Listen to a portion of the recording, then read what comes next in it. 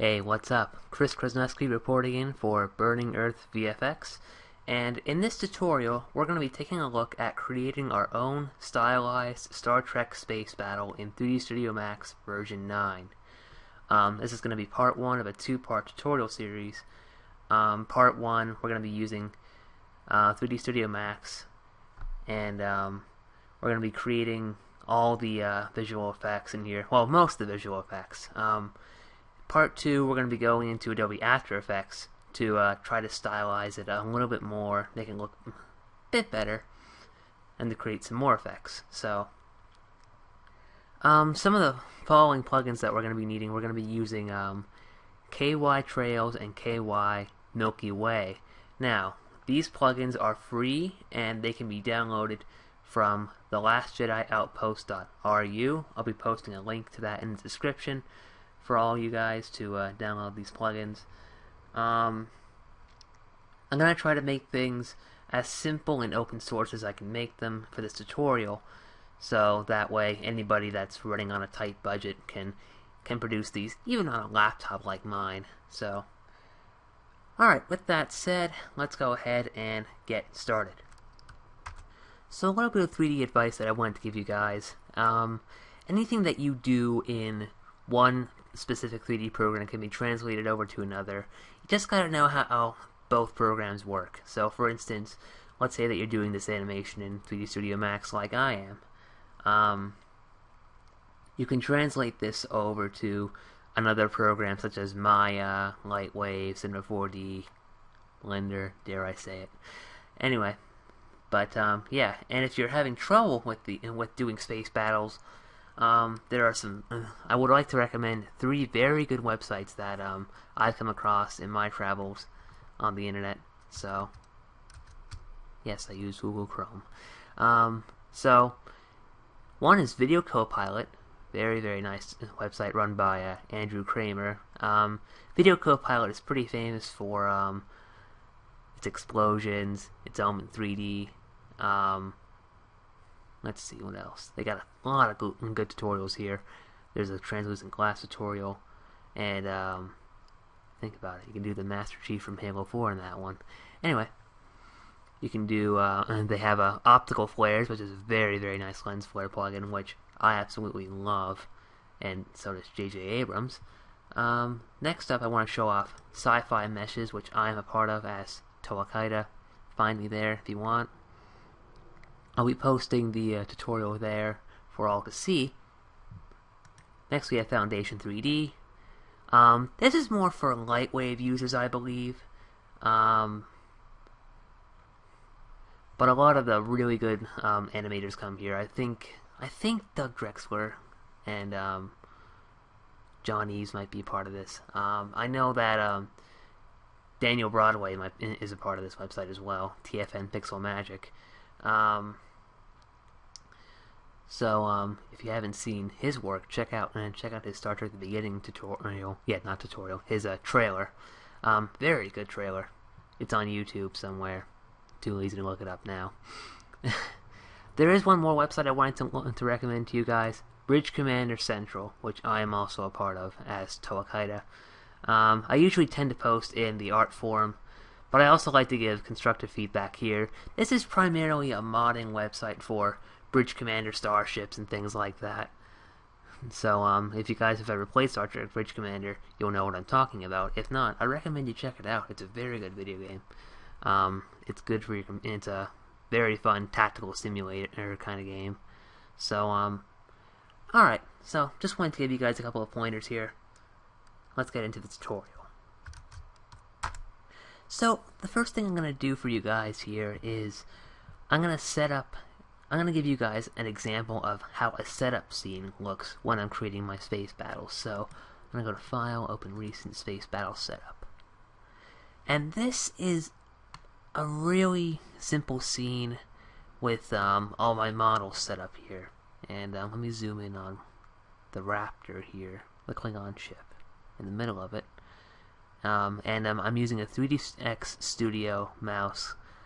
You can buy one at 3dconnection.com, and they're very useful. They help save a lot of time. in your 3D animation work, which is very nice. At least I hope so.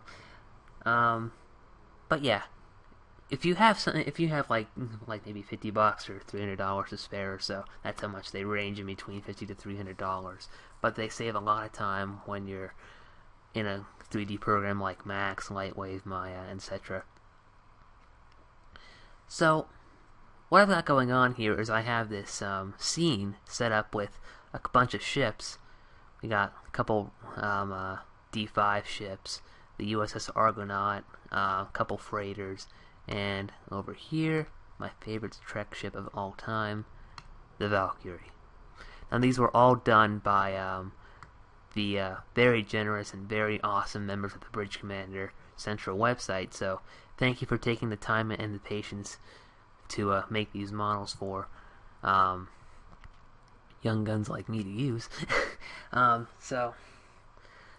yeah, these were actually made for Bridge Commander, so if you guys play the game, you might be able to see them in action there, which is pretty fun. So anyway, what I've got going on here is I have most of these ships set up with this square object and these two little point objects. Now, this square object is actually a dummy object. So I'm going to go into helpers, dummy object, and when you create a dummy object, it's usually just that, a dummy. You can just manipulate it however you want, set it up however you want.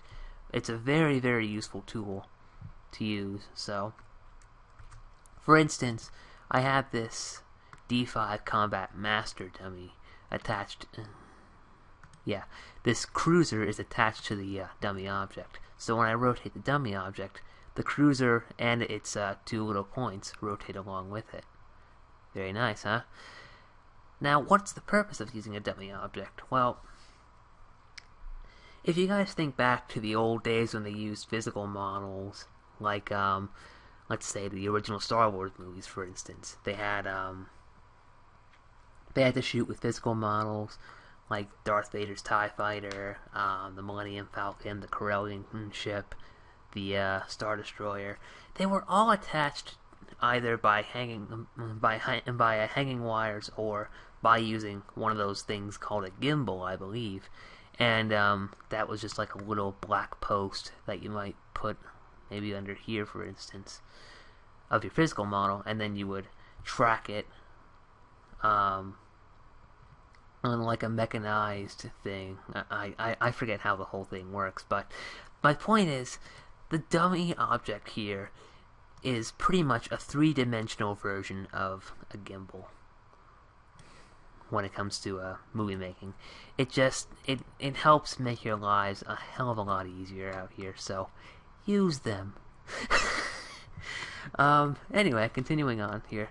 So what we've got going on is we have a model here of this Klingon ship that isn't fully set up. So let's go ahead and do that now. I'm going to create a dummy object, and I'll drag it around here.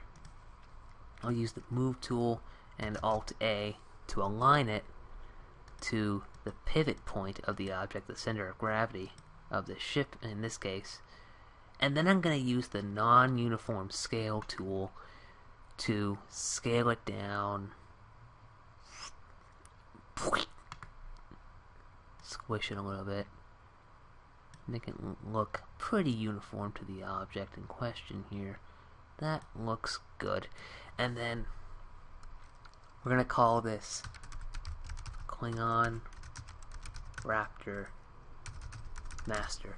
And when I say master, this is just the master dummy object. Like, this one controls everything that the cruiser does and what happens to it. So what I've just done here is I just clicked the Raptor cruiser and just linked it to this dummy object.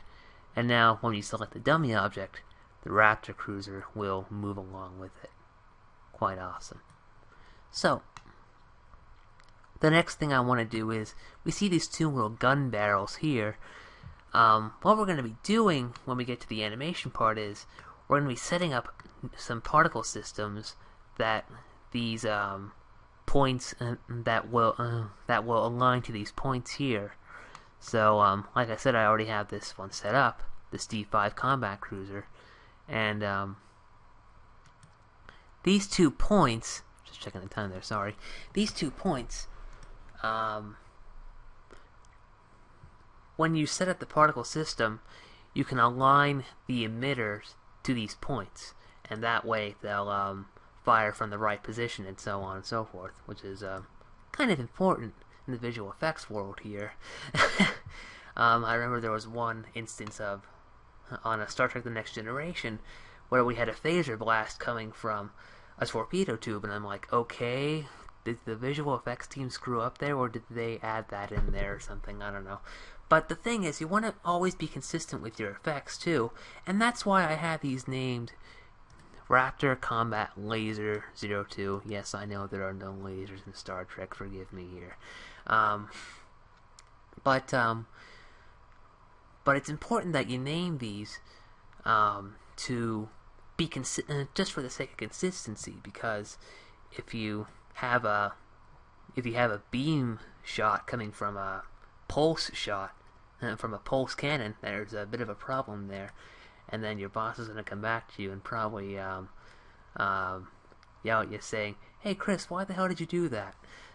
And I'll be like, "I don't know, maybe I didn't have enough sleep last night or something, I don't know." I'm trying to attempt corny humor here, I'm sorry. Anyway. But yeah, it's important that you name these, because consistency is everything in a 3D environment, in a 3D world. And people look for that especially when you're sending out demo reels and such. So with that said, let's go ahead and set up the hard points on this object. Now, when I say hard point, I mean like any component on a starship, really. So that could be like engines, bridge, etc., etc.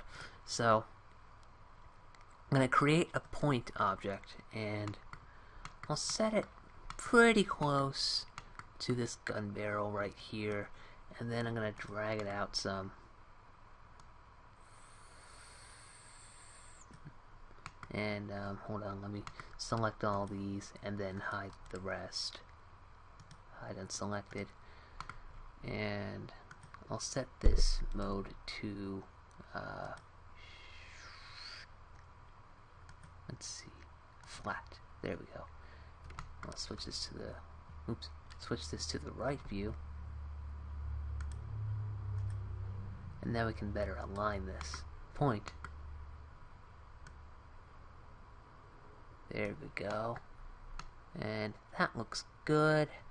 Just gonna make sure that it's pretty accurate, pretty close. You don't have to be absolutely perfect with it. I know that there are some people that are perfectionists, like CJCA915 on YouTube, but he's kind of a perfectionist. But anyway, that's not necessarily a bad thing, just letting you guys know that. So we're going to call this one Raptor Laser 01, and then we'll clone this as an instance, and then we'll move it negative just by typing a minus and then hitting enter in the X coordinate. Now, what we're going to do next is we're going to select these 2 points and bind them to the cruiser. And now they're attached to the cruiser, and the cruiser is in turn attached to the dummy object. So whenever you rotate it, not only does the cruiser rotate, but so do the points. So now when it swoops in for its prey, its points will be in the right direction, and then it won't have lasers firing out of nowhere as if there were ghosts coming out of the ship or something like that. So I'm going to unhide all the ships, and I'll set this back to wireframe. And here we have, let's see, 1, 2, 3, 4, 5, 6, 7 ships. So now that we're pretty much set up, we can go ahead and get into the main battle. And that's going to involve setting up our scene, doing the animation for it, everything. So let's go. Okay, so before we go into the battle, I wanted to recommend one final word of advice when you're setting up these models here.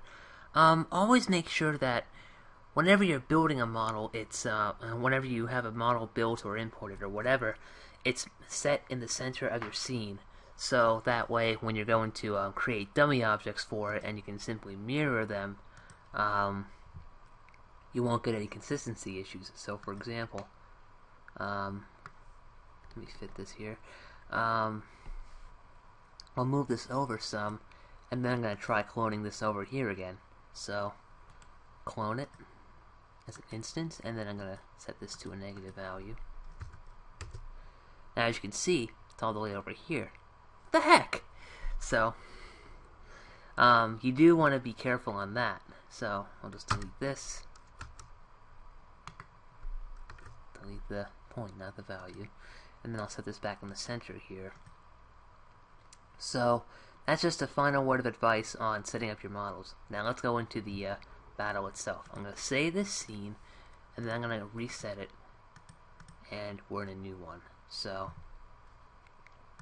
what I'm going to do is I'm going to merge all the ships in from the space battle setup, minus the lights, and I'll bring them in here. As you can see, we've got all of our ships set up here. For now, I want to focus on putting these two ships in the right position. Let's say this Klingon tanker ship and this civilian tanker ship. So we'll select those and hide all the rest. And then we're going to set this one into the middle of our scene, and then maybe this one is trying to siphon fuel, so it's on top of it. Kind of dirty. Anyway, what we got going on here is this Klingon ship is maybe trying to siphon fuel from this cargo freighter here. Maybe it's controlled by pirates, maybe it's controlled by Klingons that are still living in a time before the Khitomer Accords. You know, create your own backstory for your own space battle. That's something I like to encourage here. When you're creating your own battles here. So, yeah, we got this going on. Now, these are going to be the main focus of our battle. So, what we're going to do is, we're going to create a bit of a lighting setup. So, the first thing we're going to do is we're going to create a skylight. And, this method was taught by, Dan Uyeno, aka Matt Koyfish. So, he's also on Sci-Fi Meshes. He's done work for the Ships of the Line calendars. Very talented artist in 3D, as well as he does a lot of anime work as well. So, check him out on Sci-Fi Meshes. He's very good at what he's very good at what he does. So, I'm gonna set the multiplier to 0.6, and then maybe bring the color down a little bit. And we'll close that. And now I'm going to turn on the light tracer. So, hit F10, advanced lighting, light tracer. And what this does is it simulates shadows better. So, it adds in shadows. So, let's turn it. Let's try a render without it turned on. So I'll go to the render settings. Give us a 1280 by 720 render here. Now, this is it without the active light tracer on. This is what happens when you turn it on. And I'm going to set the raise per sample here down to 50, because the more raise per sample you have, the slower your render will be. And I like to aim for a balance of quality and render time. So let's render this out. And you can see it's gotten a little bit slower to render here, but it's starting to look pretty good, right?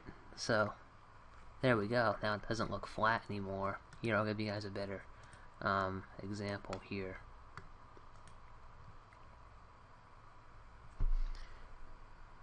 Not sure if you can see the shadows there or not, but they're there.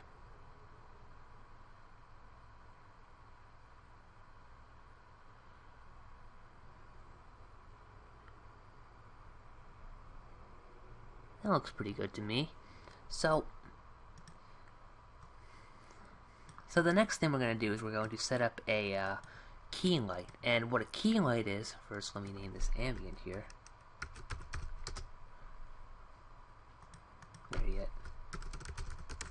There we go. A key light is just the main light in your scene. It's usually the brightest light in your scene, but it's pretty much a light that brings out the detail, like specularity,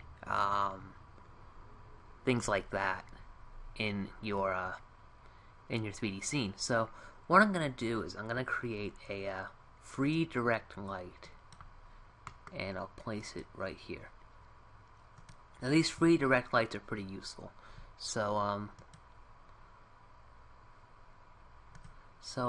gonna give you guys a bit of a quick example here.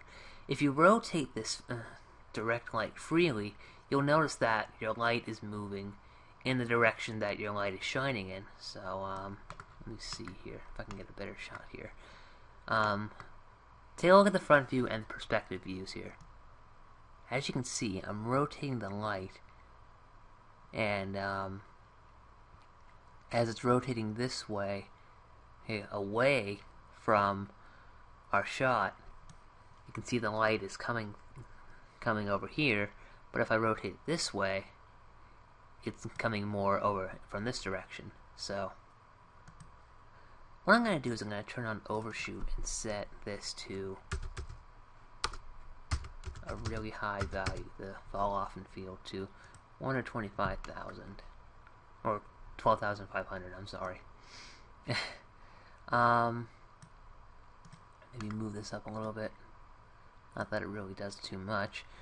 So I'm gonna call this key, and what else can we do?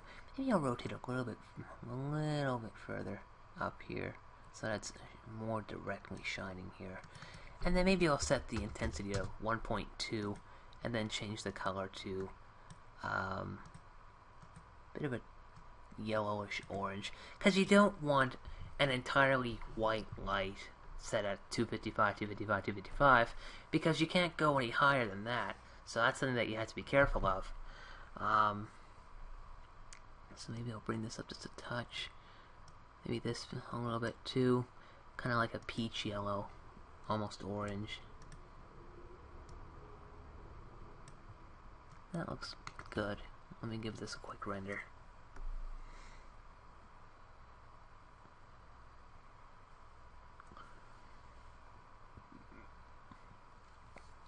That looks pretty good. Now what I'm going to do is I'm going to turn on soft shadows here for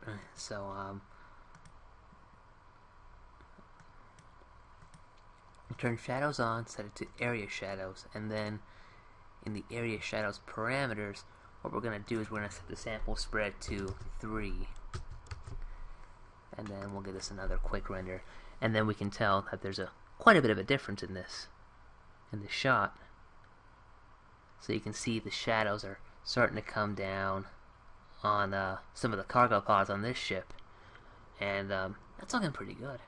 So then maybe what we can do is we can also add a couple of extra lights just to, simulate,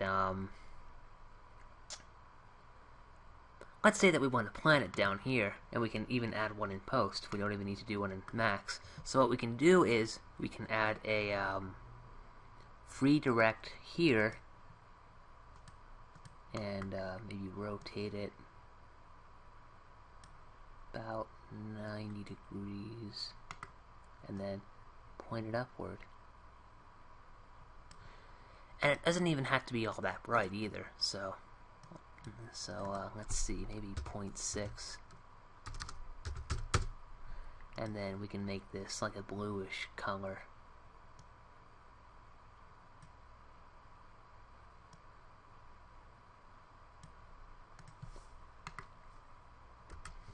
And we'll give this a quick render. Now you can add in as many of these kinds of lights as you want, and these are called fill lights, and they just pretty much fill in any extra shadows or anything like that. And that looks pretty decent. Yeah, that looks pretty good to me.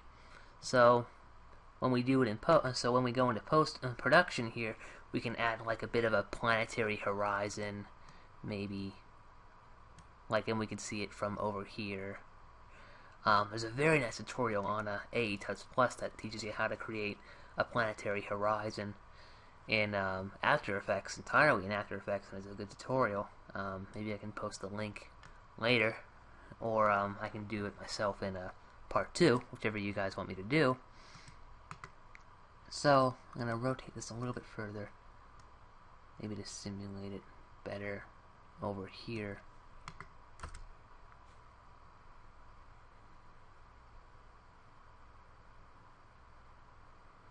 But I'm pretty satisfied with that and how it turned out. Maybe we can darken it a little bit. Maybe like to 0.4.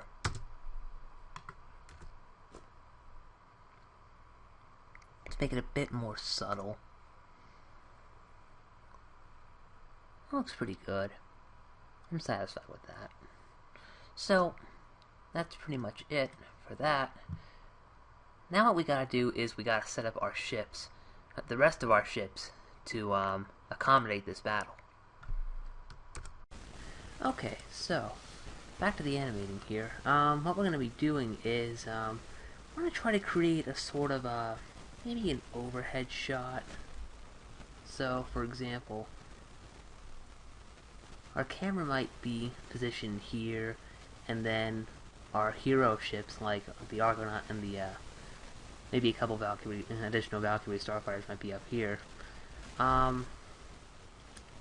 But you do want to try to get a good feel of cinematography for your shot before you go into actually doing it. And you also want to take a lot of reference from other movies that you might be inspired by, such as Titan AE, or the Star Wars, maybe the Battle of Endor, things like that, you know? So, what we're going to do is, we're going to have our ships, our hero ships, like our Federation vessels up here, and maybe they'll come down, swoop in, hit this tanker ship, and then maybe we can have like a pursuit of 2 other ships from behind the Argonaut. Does that make sense? Hold on, maybe I'll explain a little bit as we go into creating the animation. So what I'm going to do is I'm going to create a camera here. That's Control-C on your keyboard, and you can. And one of the advantages of having a 3D mouse like I've got here is you can move your camera with the joystick. It's pretty nice. You can move it, pan it, truck it. You can also set the different modes, like camera mode. But that doesn't work for target camera, it only works for free camera, so I'm going to set this to a free camera. And you see what I mean. Having a 3D mouse is a very useful tool. That's what I mean when I say it saves time. But you also have these little other buttons here, and you can get pretty much the same results. If you hit A on your keyboard, you won't have that angular snap. Here, when I press A, this up here is toggled, so that snaps at like 5-degree increments. But if you turn it off, then it doesn't. And that goes for the same way when you're moving an object. So here, I'll give you a quick example. Here it is without the snap toggled, and here it is with the snap toggled. As you can see, 5, 10, 15 degrees. And now we get crazy numbers. So, that's pretty much an example of one of the cool features of 3D Studio Max.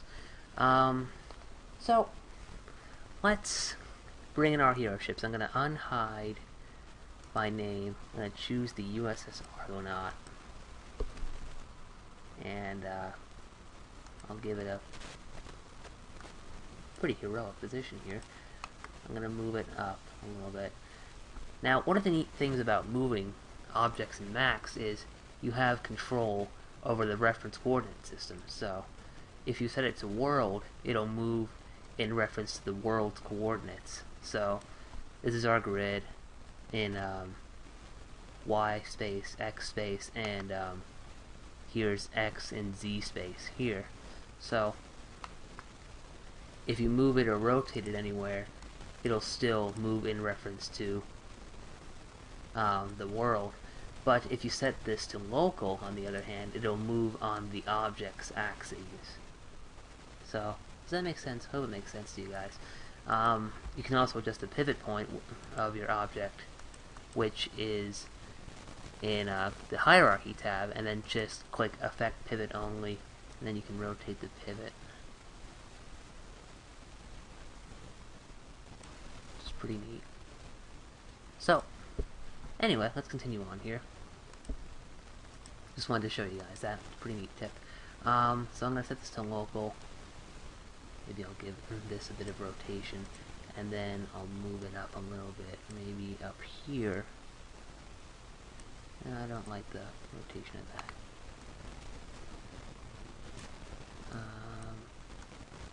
Maybe more heroic kind of pose. That looks pretty good. So, now we have our Argonaut in position. Now let's unhide the Valkyrie. So, I'll unhide my name, and I'll rename the Valkyrie Starfighter here. And it's really kind of small. So, I'll move this right over here. Pretty close. Maybe I'll zoom extents on all the views, so that we can get a better idea of where the ship is in reference to the Argonaut. So, alrighty. The neat thing about the Align tool is, I'm going to use Alt-A and align to the dummy here. The neat thing about the Align tool is you can also align the orientation, which is like the rotation of a certain object. So, maybe if you want to give like a bit of a formation to your ships. So for example, the Valkyrie looks pretty close, looks pretty well close to the Argonaut in like they're in a straight line kind of formation. It's pretty neat. Maybe if you move it back some, we can get like a delta formation from like Homeworld. Even if any of you guys have played Homeworld, it's a good game. You guys, if you haven't, check it out. It's a real-time strategy game that I've always been a fan of. But anyway, so what I'm gonna do really quickly is I'm gonna select these objects, and I'm gonna go into this Tools, Rename Objects, and what I'm gonna do is I'm gonna add a prefix. So I'll call this V1. And then I'll hit enter, and then I'll hit rename. And as you can see here, it's got this V1 Valkyrie dummy, V1 Valkyrie, V1 Valkyrie laser emitter, and so on. And that's kind of important when especially when you're working in larger numbers of objects. Like if you're doing a really big Battlestar Galactica fighter scene, for instance, you have like Cylon Raider 1, Cylon Raider 2, Viper 1, Viper 2, etc., etc. And trying to name the Vipers like Apollo, Starbuck, things like that, it kind of gets a little difficult. So, then again, if you can name them with a name that you choose, it might be easier for you, but I'm not sure how it would be in the industry, though. So, do be careful of that. So what I'm going to do is I'm going to clone these, and I'll call this V2 Valkyrie. And then what I'll do is I'll offset this a little bit. Feel free to add your own sound effects. So let's see, we got V2 Valkyrie, and I'm going to rename this V2 Valkyrie Dummy. And V2 Valkyrie Emit 01, and then V2 Valkyrie Laser Emit 02. Okay. So now that we have that set up, we can go ahead and maybe add in a couple of extra ships. You know what? It might even be better if we start out the animation. yeah, you know what? We can do that. We can start up the animation here. So, what we're gonna do is, first off, we're going to create a sort of particle system. So, let's go right into that.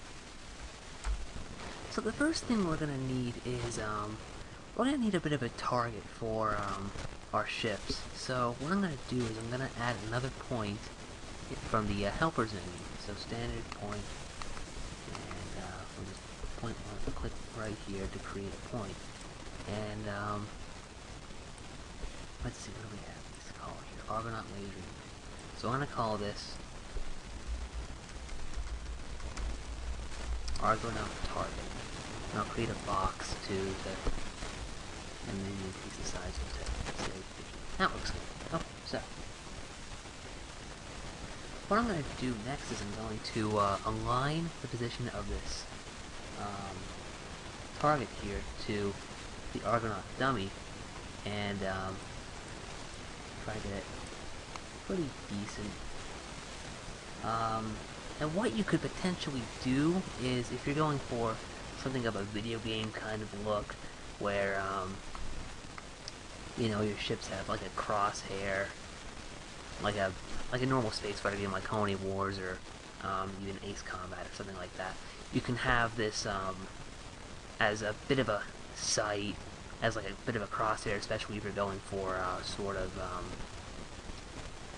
first-person kind of look. And I'm going to get into a bit about first-person cameras later in this tutorial, but that's kind of what you could do potentially if you're going for something like that. Like maybe if you're making the next Star Trek Invasion video game, that'd be pretty sweet, right? Anyway,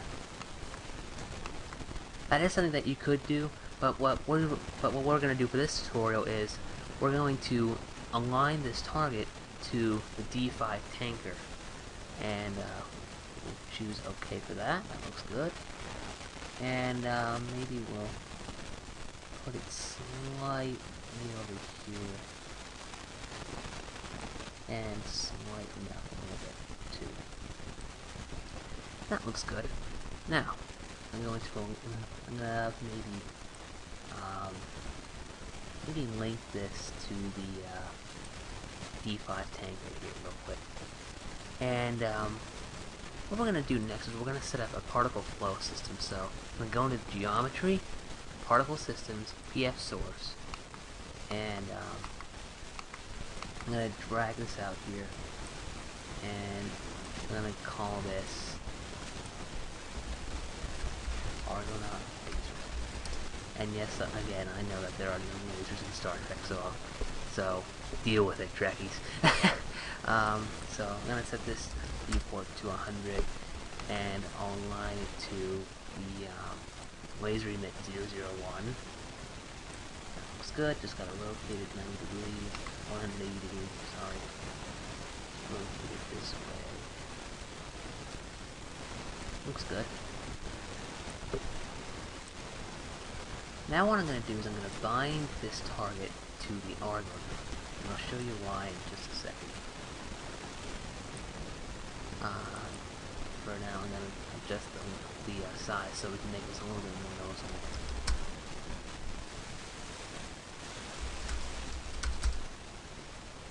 And maybe 35, 65. Alright. Now, you know what? That was good. I like to have a big logo size and a small length and width. So, in particle view here, what we're going to do is we're going to try to adjust this to make it look more like, you know, pulse phasers. So, let's see how it looks right now. You can drag this little track here to see how your animation goes. And that does not look very laserish at all. So, what we're going to do is we're going to make a few tweaks to this. So, I'm going to set up with a rate of maybe 5 for starters. And then it'll emit 5 particles every 30 frames, and 30 frames is 1 second by default. So, you know what, maybe a few more than that. Maybe I'll set it to 12.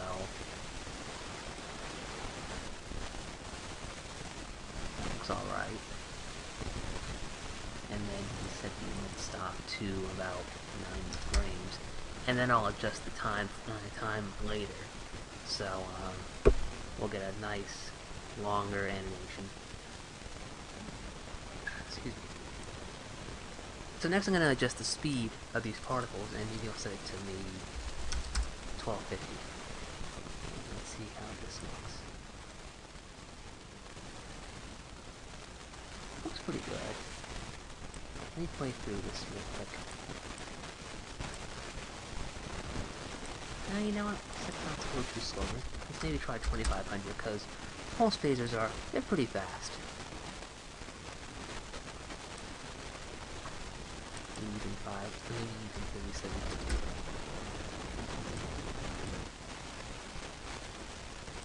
That looks good. Alright. So next what we're going to do is we're going to delete the shape. I'll show you why in just a sec. Now we're going to do position icon, and this is going to adjust the position of where the particles are coming from. So as you can see here, this little box area here, this little rectangle, this is how they're all being emitted. But we don't want that because that's not, the gun barrel isn't big enough. The gun barrel isn't that big. So what I'm going to do is I'm going to set the location to the pivot, and then when we go through again, we'll notice that the particles are coming straight through the pivot point instead of that whole box area. So that's pretty neat too. Something to keep in mind. And what we're going to do now is we're going to align the rotation of this emitter to match the target. So I'll do a quick assign controller, and then I'm going to select the rotation, and then I'm going to assign a new controller to it. And I'm going to assign a look at constraint. And what this does, it makes whatever object you have selected face a targeted object. So I'm going to add the look at target, and I'll set it to the target on target. I'm going to turn this off. Then I'm going to set the look at axis to Z, and then I'm going to flip it. Now as you can see, this blue line here, that indicates which direction the particles are going to go. So check it out. Alright. So now that's done, we're going to animate the emitter a little bit, and I'm going to show you why. For those of you that are more into like Star Wars kind of battles, you know how they how the X-Wing starfighters fire their own laser cannons. I'm going to do a quick animation of that now. I'm going to do a quick moving animation. So I'm going to set auto key, turn it on, and what I'm going to do is I'm going to go forward a couple frames, maybe 3 frames. Now maybe 2.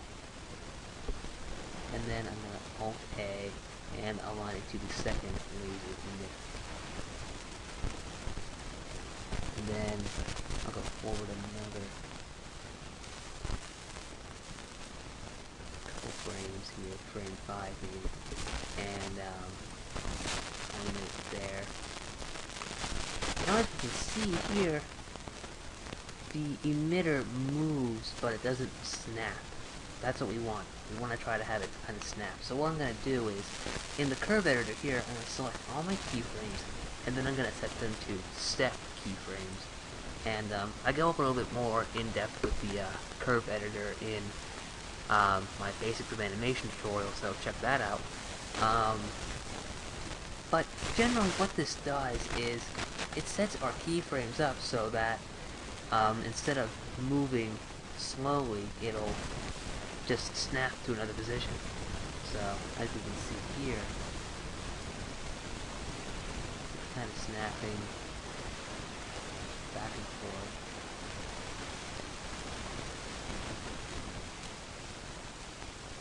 And then what we're going to do is we're going to set these to loop infinitely. So to go to controller, out of range types, and then select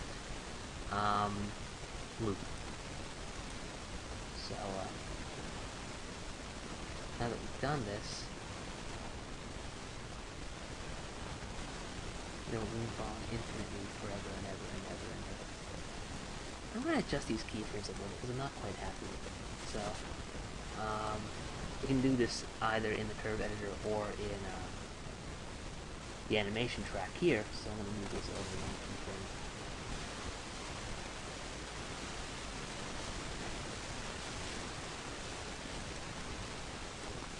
And let's see how this looks, frame by frame.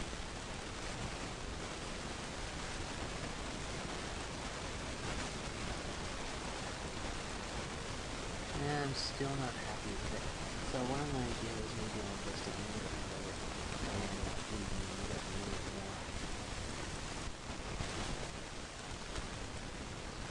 What I'm trying to do is I'm trying to get it like evenly, so that it fires from one emitter and then fires from the next. So it takes a lot of tinkering around too, so be careful with that.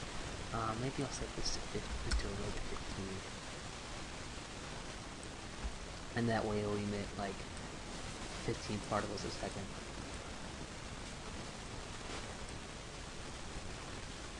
So what if I say? No.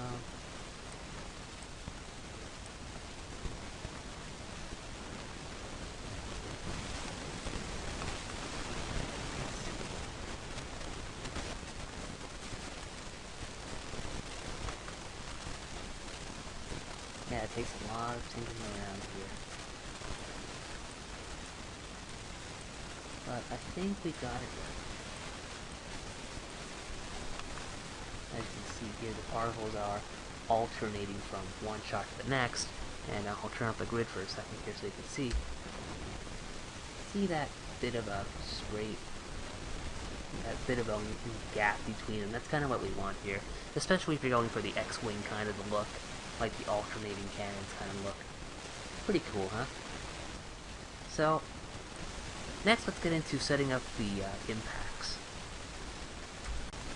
Okay, so what we're going to do next is we're going to create the impacts, and to do that we're going to be needing, we're going to be making use of the particle flow system, but we're also going to be making use of our target. So, the first thing we need, however, is a deflector.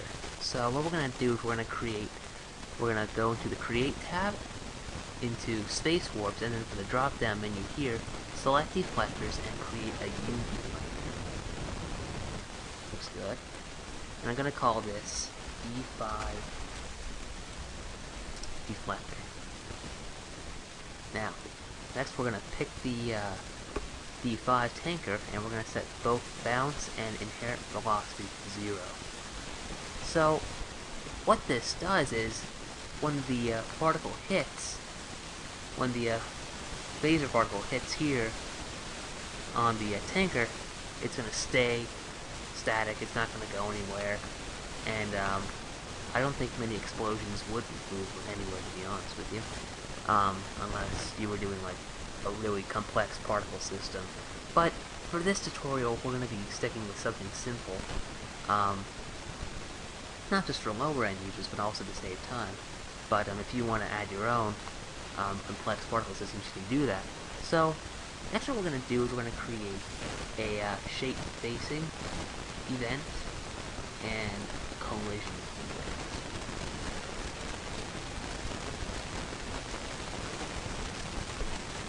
So we'll just find that. And we're going to add the deflector, the D5 deflector here, so let's click on that. Speed stop. And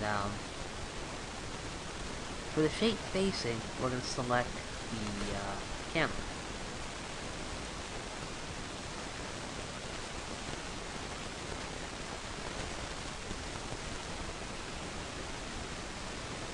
And let's see. We'll make the size pretty big, so maybe about 250 units. And then we're going to set the display to 80 bounding boxes, so that way we can see what they look like. So let's give it a try.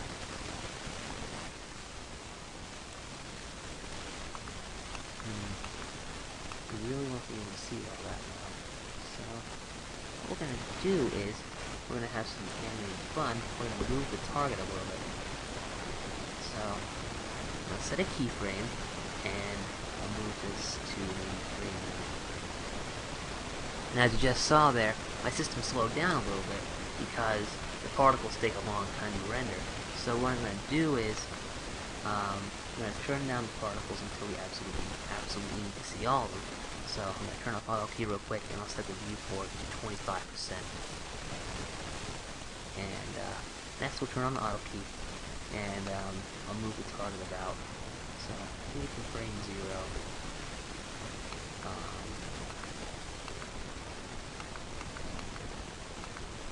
And now my middle mouse gets a little annoying, so I apologize for that. Maybe I'll move it over to here. So, and then maybe the frame drag it over. And now that we look at it, the particle is a bit big, so I'll decrease the size to maybe 75 units. And what else we could do is, if you're going for, like,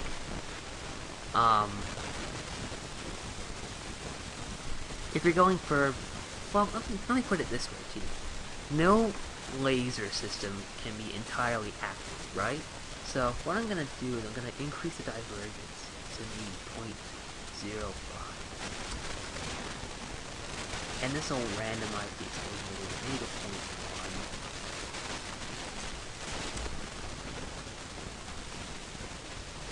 And then maybe what I can also do is,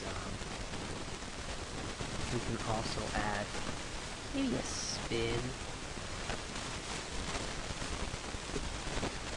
to the particles. So let's take a quick preview of this.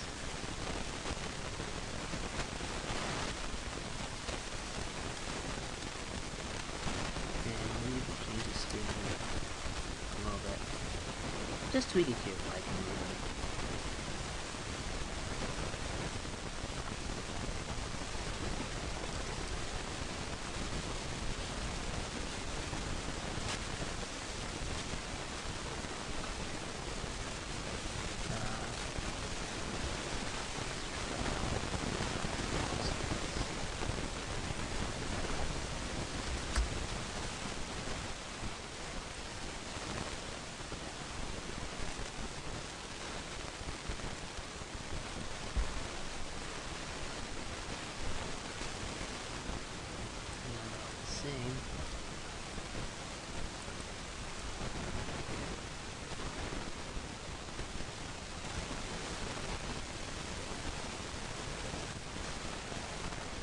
there's something that you guys want to note. None of these particles are going to last forever. So, what I'm going to do is, I'm going to add a delete modifier. And as you can see, they all disappear. Oh no, it's not good. So, what I'm going to do is, instead of removing all the particles, we're going to remove my particle age. And I have an explosion effect set up here that lasts about 30 frames. So, we'll set the particle age to that amount. And no variation, and as you can see here, particles are deleting. That's a little too soon, so let's try maybe 45 frames.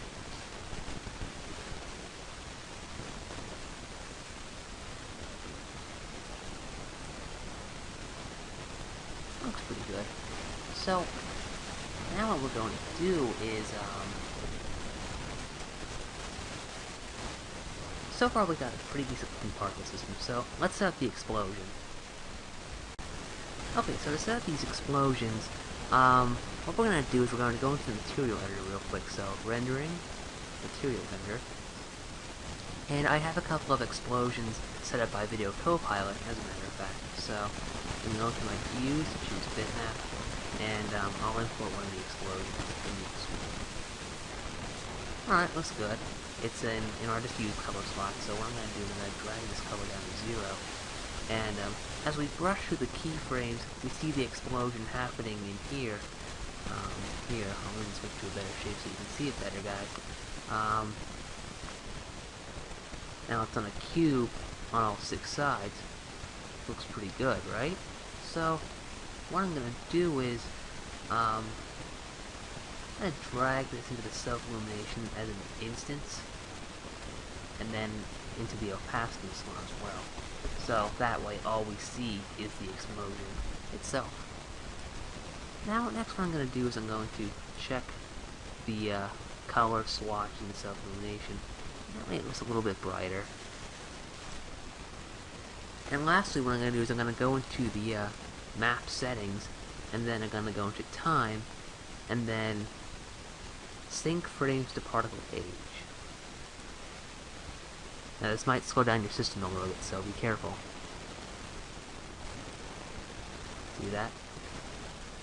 Now, but what that's done is, every time a particle is created here, I'll show you guys.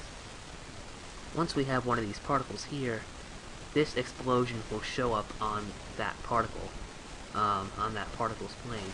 So, I'll tell you what, to be on the safe side, I'm going to make this two-sided in a face map.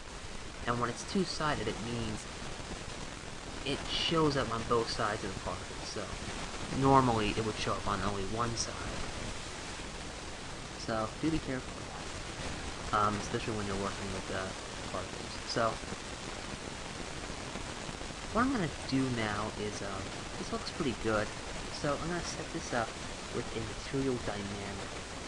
I'm going to add this to the second event, and that's our collision event. Now, better yet, I'll even rename these events. So, I'll rename that to laser emit, and this one to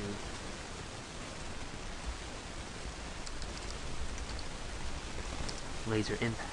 Now, for this material setting, we're going to name this material explosion. So, I'll drag that into here as an instance, and then I'm going to set the reset particle age. And that'll just reset the age of the particles for every time that one gets emitted. So, let's do a quick test here. Maybe I'll even decrease the particle amount. You know what, better yet, I'll leave it as it is. But, I will check out I will set the viewport to 100% particles here, so we get a decent idea of what's going to happen. So, I'll do a quick render here. Check it out.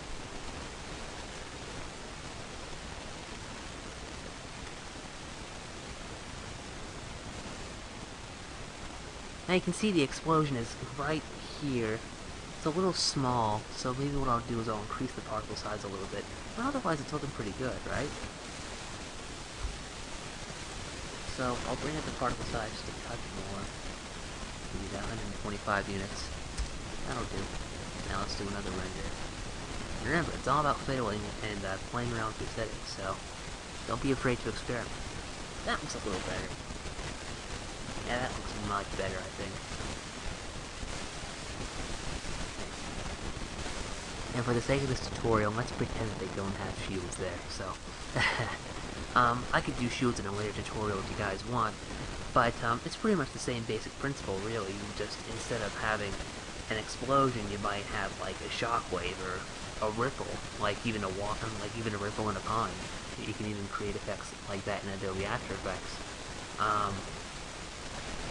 It's pretty much the same basic principle, so...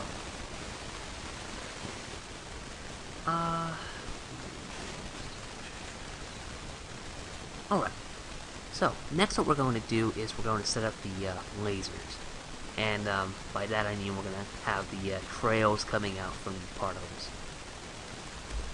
So to set up the trails, what we're going to do is we're going to go into the rendering effects, and we're going to add a KY trail. Now, this is the reason why I said that we needed the KY Trails plugin, so we can create these trails. So what we're going to do is we're going to add the emitter and we're going to select the Argonaut laser. And now down here, what we're going to do is we're going to adjust the trail settings. So maybe we'll set the trail length to maybe 3 frames with 1,000 particles. That looks pretty good for now. So what I'm going to do next is we're going to adjust the color. We make it a bit of a yellowish gold like a normal Federation phaser might look. Looks pretty good over there. And give it a radius of like 25 units. And then maybe we'll set the multiplier here to 0 and the final value to 0. And then maybe set the initial final balance to 5. So let's take a look at how this is going to turn out. Back up the particles a little bit here, and let's do a quick render.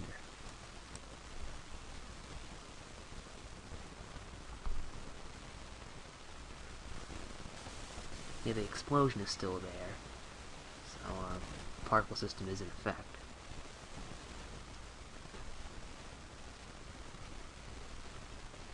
As you can see, the trails are still being traced because there's a ton of particles in the trails. But once we take a look at it, yeah, that's starting to look pretty decent. It could still look a little bit better. So what I'm going to do is, a neat thing about 3D Studio Max is it has this tool called the Interactive tool. So when you check that, it automatically updates whatever effect you're working with in the effects menu. It does slow down your system a little bit, so as you can see, everything just went white there. But now that we've got this set up, we can do a bit of tweaking on the fly, which is very nice. So I'll set that to 0, and that'll slow it down a little bit. So maybe I'll decrease the trail particles quantity to 500. Now that might lessen the quality a little bit, but you don't really need to have absolutely perfect trails. What you could even do is, in post-production, we can render these trails out as a separate pass, and even see here, blend mode. When you go into post-production and compositing, you can choose to save it as save the trails out as their own pass. So these trails will render out individually, and you can just drop that in as a separate layer in whatever compositing program you have. But I'll get into that a little bit later. So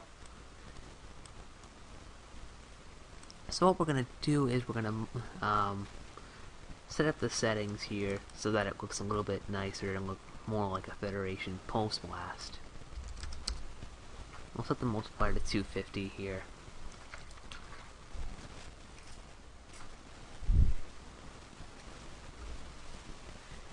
That's too bright, so maybe I'll decrease the radius.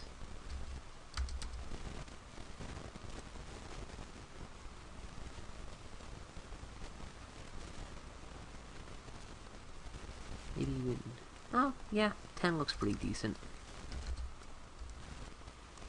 So maybe we'll adjust this to look a little less green and a little more orangey.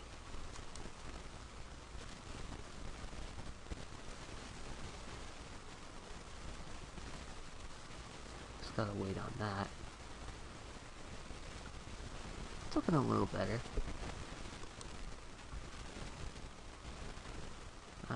Maybe we can even set up the multiplier to maybe even 500.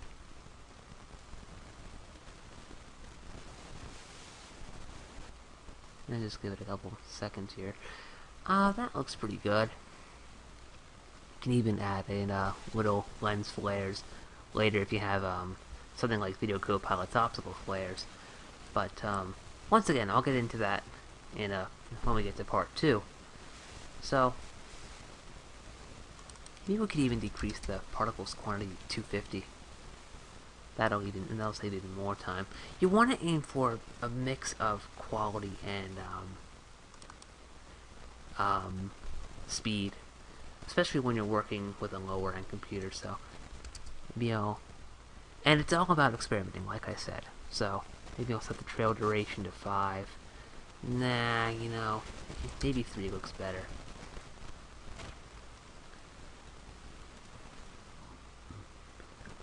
Oh, excuse me. Yeah, 3 is a good number to leave it at.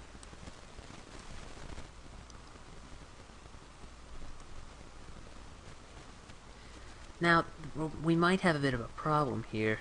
So, when we get into post-production, if we edit these trails out, and there will be the trail will still emit if it's with the explosion, because it's attached to this entire particle system. So we don't want that. We want to have something that's hold on a second.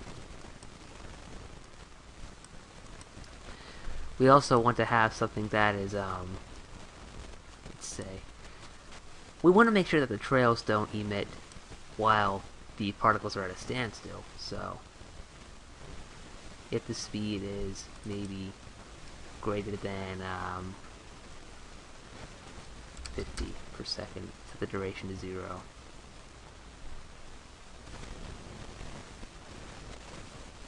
And then vice versa for that. And that way the trails won't emit while the particles are moving. So that looks pretty good for our trails there, I think. We could also adapt this later to suit the Valkyrie lasers too. Phasers, sorry. So I'll call this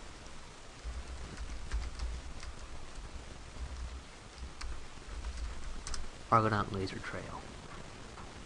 Alright, and that sets up our Argonaut trails. Okay, so the last thing we're going to do in this tutorial is we're going to set up the animation. And what we're going to try to do is we're going to have the Argonaut attack the freighter, the tanker ship over here, the enemy tanker, and then we're going to maybe have it fly over the ship, and then we can have this sort of disabled. And maybe what else we could do is we might even be able to add a second particle system, maybe have like flames coming out of it, and then as the Argonaut passes over the ship, over this tanker, the tanker's buddies are gonna try to come after it. So what we're gonna do to get started here is now turn on the auto key and then drag this over to frame 90 here.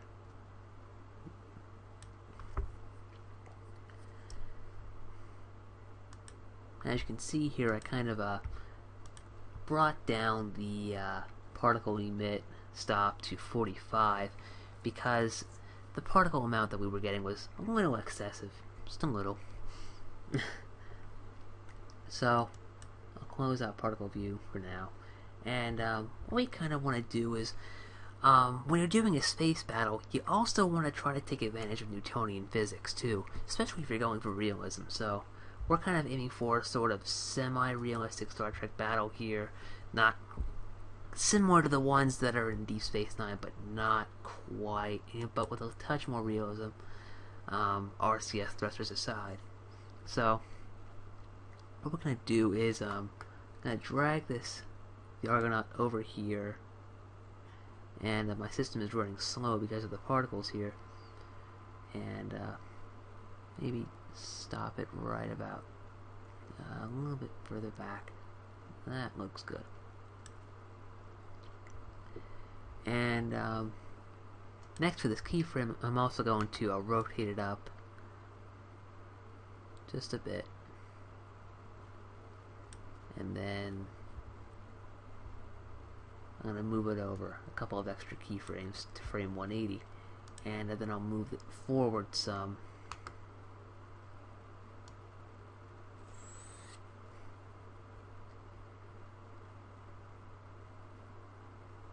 Now as you can see here, we got a bit of a problem.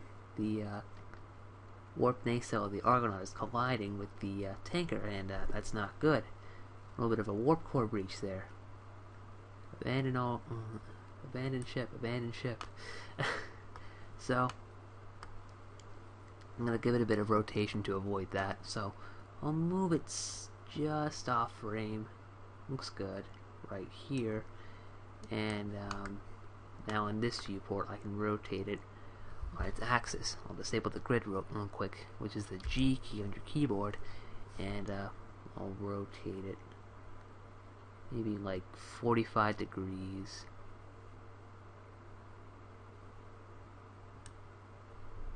That looks good. So let's do a quick preview in our viewport. And I'll bring the particle viewport down to 25%.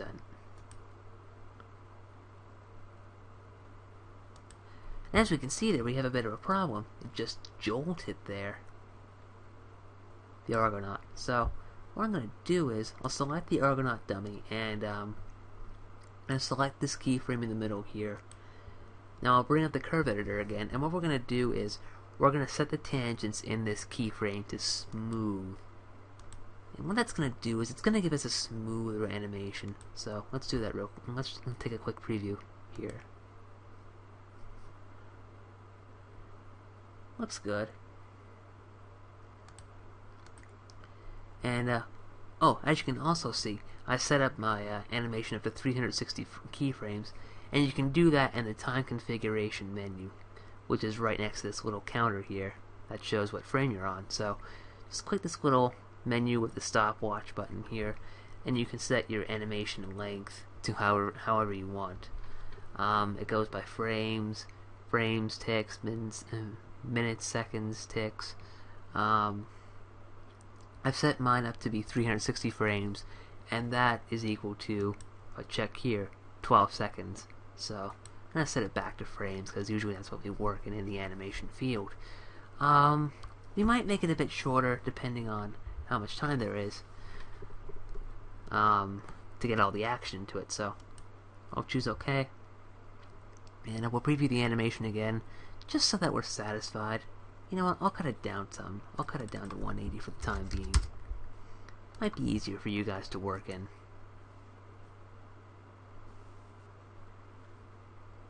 Looks good.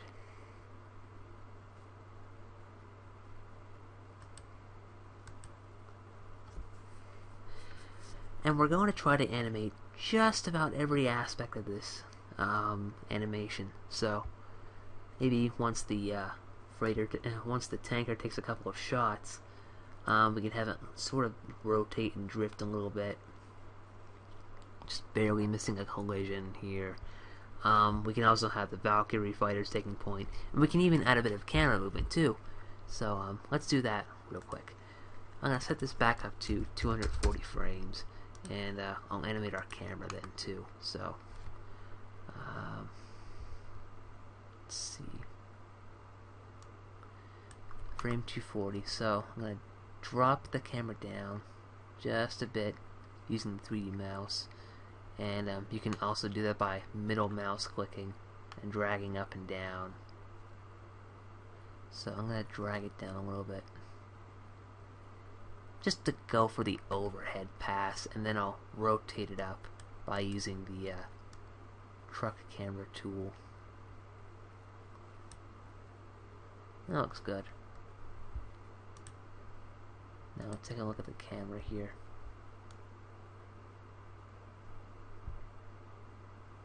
Nice. Oops, how the hell did that happen?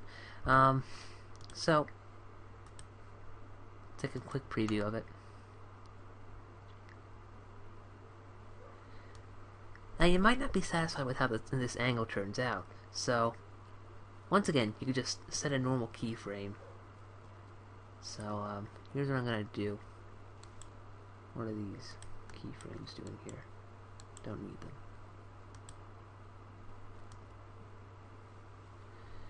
I'll set this to frame 90, and if you want to change your keyframe type, there's this little button here, default in-out tangents for new keys. So you can just click, hold, and then select whatever keyframes you want to use. So I'm going to choose smooth again, and I'll try to get it as accurate as I can here to the camera's old position. And let's see how this turns out. That looks alright. Maybe I'll add a bit of rotation to try to follow the Argonaut somewhat. Ooh, I better set this back to smooth. So I'll do that.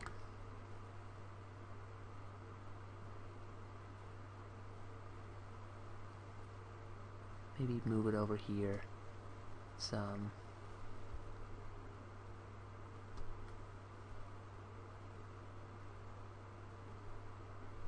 Looks alright, not bad.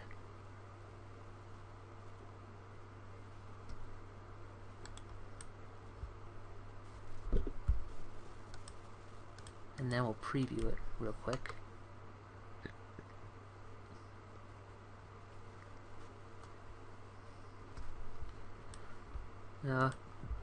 Excuse me, one more preview here.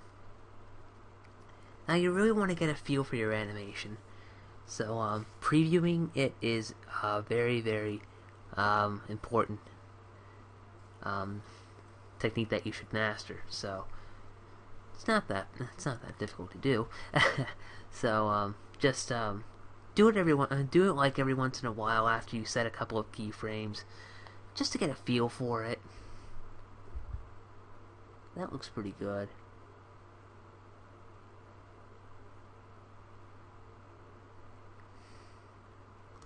Okay, so now we're going to be animating the Valkyrie fighters in a different way to the Argonaut, but first let's get to animating the tanker. Alright, so to animate this tanker, what we're going to do is maybe in post-production what we're going to do is we're going to try to create a bit of a tractor beam, maybe coming from this little area here in the front. Hold on, I'm going to maximize the viewport. To do that, you can just click this button here in the corner. We can add a little tractor beam type of emitter going here. Can even create a point for that actually later once we get to the rendering process. So what we're gonna do is maybe add around this time right here.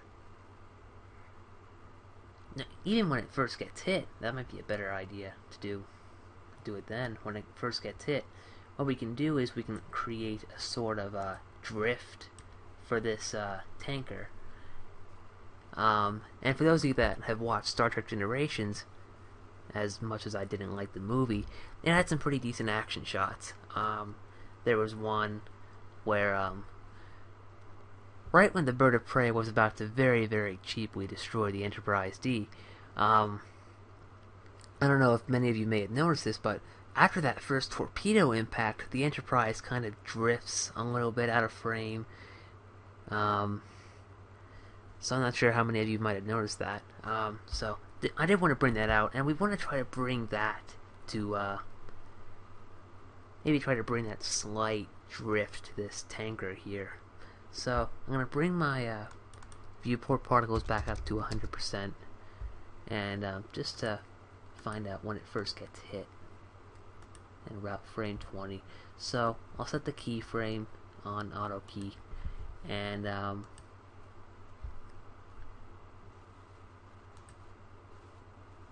see here.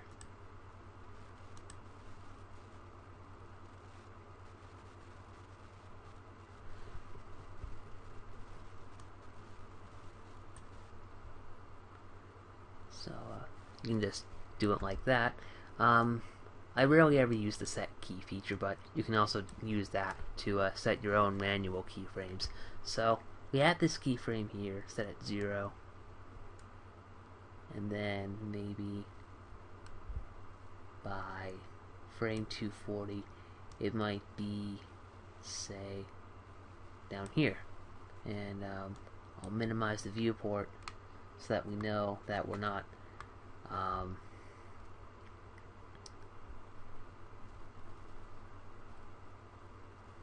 not colliding with the tanker. So what I'll do is I'll go into the top viewport and set this to flat as well, and also into the right viewport. You can just play that through.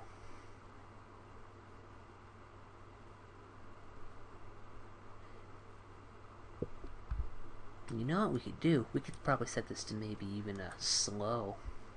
No, we can set it to set the tangent to fast. So that way it gradually increases in speed.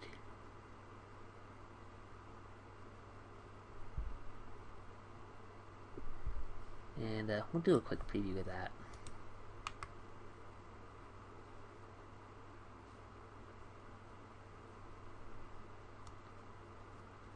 Looks alright. And maybe a little bit of rotation in another direction as well. And then we'll use the world space for that.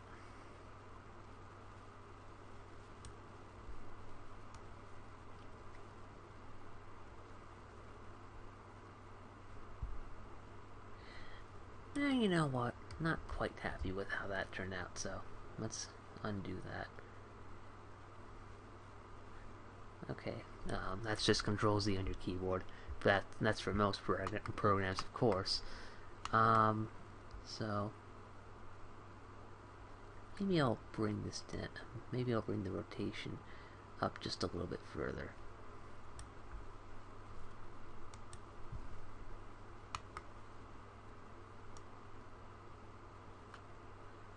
Just to give it a sort of damaged look. Oops, did not mean to rotate it like that.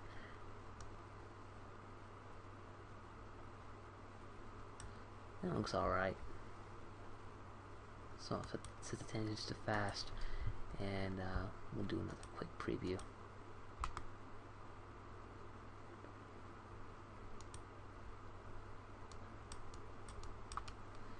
And maybe we could even do a bit of camera shake. Now you could also do that in post-production as well, but sometimes when you're out in the 3D world, it might be a better option to do it in the 3D program that you're using. And to do that, you would just keep manually setting keyframes for your camera. So I'll select my camera here, and that's one of the neat things about having a 3D mouse too. You can easily create camera shake with it. But you can also use the pan camera and the roll camera features as well. So I'll set my keyframes here to smooth. And for key filters, I'm going to set the rotation only. And this, so I'll hit OK, and then we'll set a keyframe. We'll turn on auto key, I'm sorry. And we'll start rotating our camera.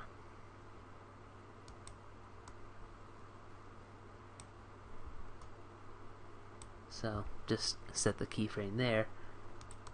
Now what you want to do is maybe alternate it every couple of frames, and you don't want it to be too shaky, because otherwise your audience might get, you know, it wouldn't look realistic, let's just put it that way. So you see that little quick jolt.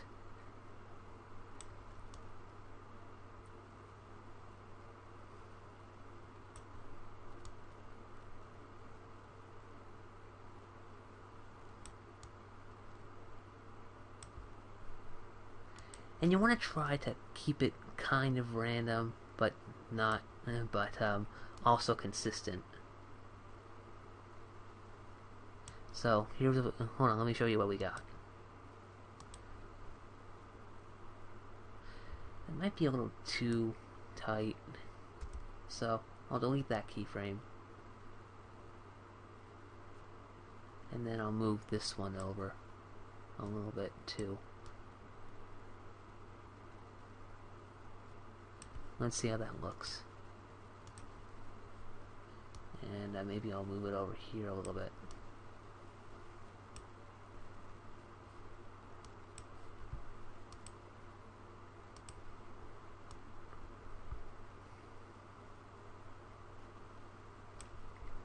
Now you could also do this in post-production. Adobe After Effects has something called the Wiggler that Andrew Kramer uses a lot for his shaking camera work. So do keep that in mind. But what you would be doing is you would be taking the pre-existing footage and then using that. And then it might go off frame a little bit, so you would have to use a motion tile action saver. Was it the motion tile? It was the motion tile, I'm sorry. And that might get a little messy for you, so do keep that in mind.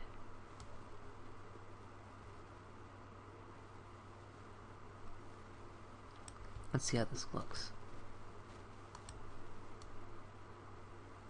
Looks alright so far.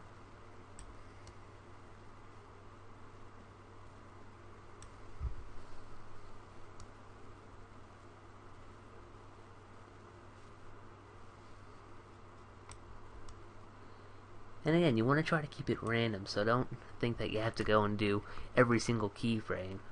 Maybe like a couple of keyframes is enough. Like maybe no more than 5 keyframes for every gap. 5 or 6.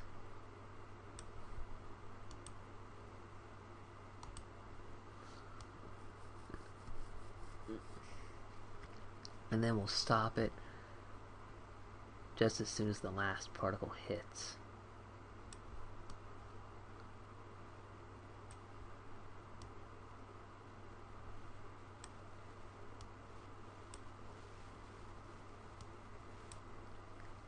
And you also want to try to make it a little random-ish, so maybe I'll move this keyframe here to frame 29. Oops.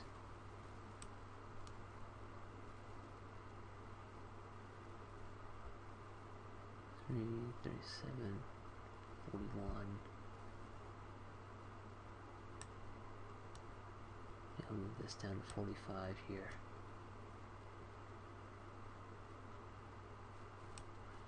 That one to 49, and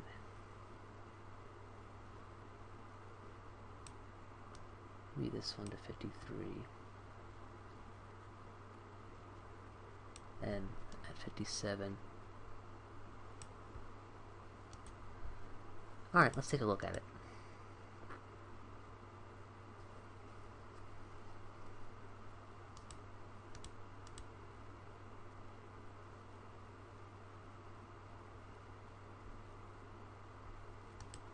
Looks pretty good.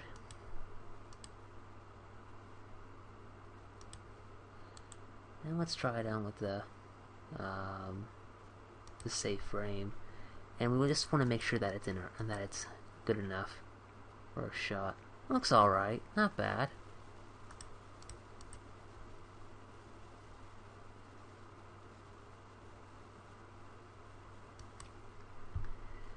Maybe if you're doing something like a space camera, like where it's set in 0 gravity, what you could do is, as the Argonaut passes by, you can have the camera shake a little bit more. But then again, friction doesn't work in space like that. At least it's not as far as I know. It might, but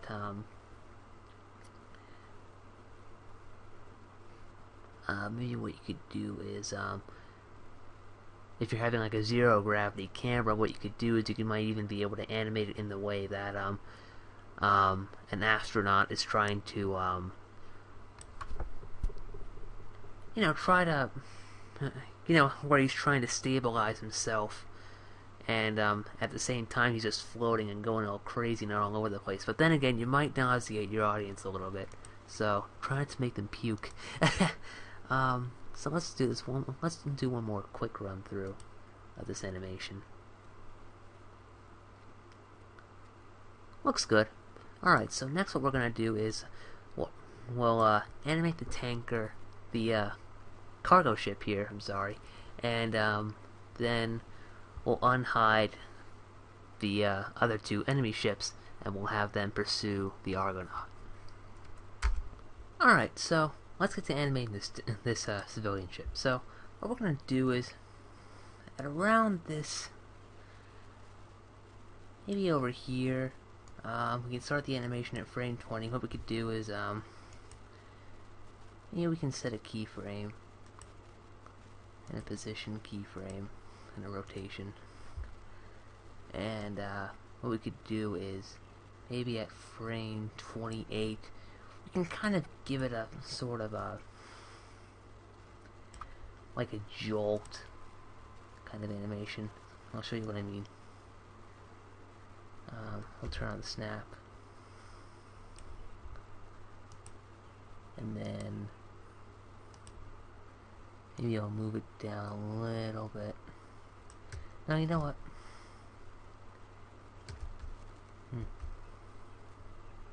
Oops. And that's why I don't use set keyframe all that often. So I'll turn on auto key real quick, and I'll rotate this up a little bit, and then I'll rotate it back down again. And then on this keyframe, I'll also drag it down just a touch.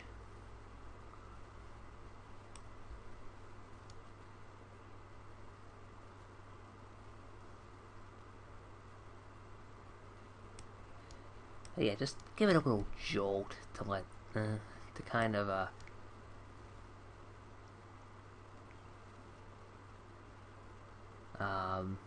give the impression that, oh hey, I'm free, and maybe even a bit of a upper rotation there, and then we can start to animate it on this axis. So I'll set that keyframe for position and rotation, and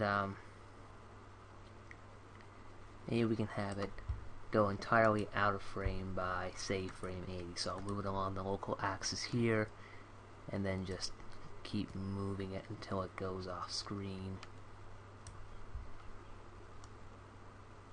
So, like I said, that's why I rarely ever use set key. So let's try that again, shall we? Move it till it's slightly out of frame. That looks alright.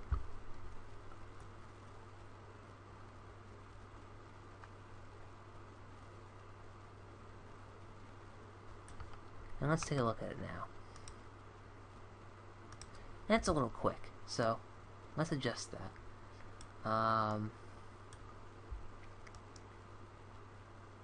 Maybe I'll scale the keyframes up, and you can do that in the curve editor. So I'll select all these keyframes real quick, and I'll scale them up a little bit. I'll scale the keys, scale them, scale good,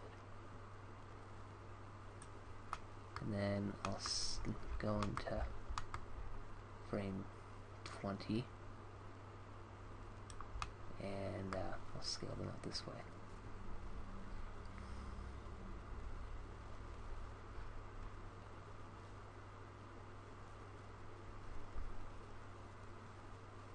Maybe up to 120. Let's see how that looks. It's a little slower.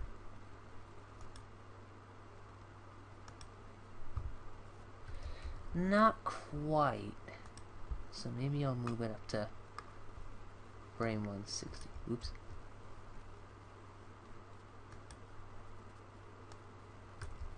Oh, I don't know why it goes haywire like that. I think it's because I have to set it on the start position first. So let's try that out. Ah, okay. Does work like that. See, I'm learning a couple things in this tutorial too. Huh? So let's check this out. And that jolt still seems to be a little too close. Maybe I'll scale it up just a touch more. Maybe up to frame 180. And you can hold down Control to keep the keyframes straight. So let's say I move them that way, and then I hit Control, not Control, Control, not Control. So Control Z there. Now let's check it out now.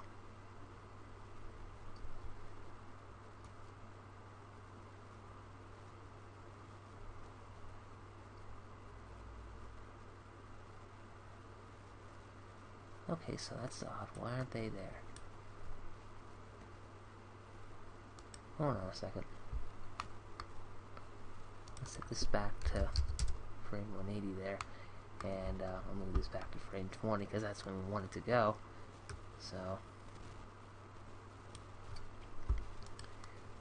oh, I see what I did wrong. I gotta select all the keyframes except that one. So, let's go back to frame 20, and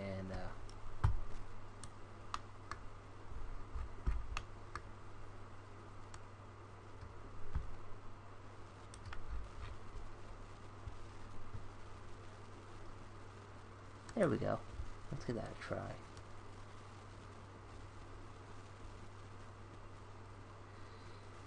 But maybe I'll move that keyframe back some. Maybe to frame 40. And then this one to 60. And then this one to maybe 85. Now, you don't have to be entirely on the button with these. You don't have to set it to like a perfect number. Just get it as good as you can. Now, I didn't get quite a decent shot with that, so let's turn on the particles again.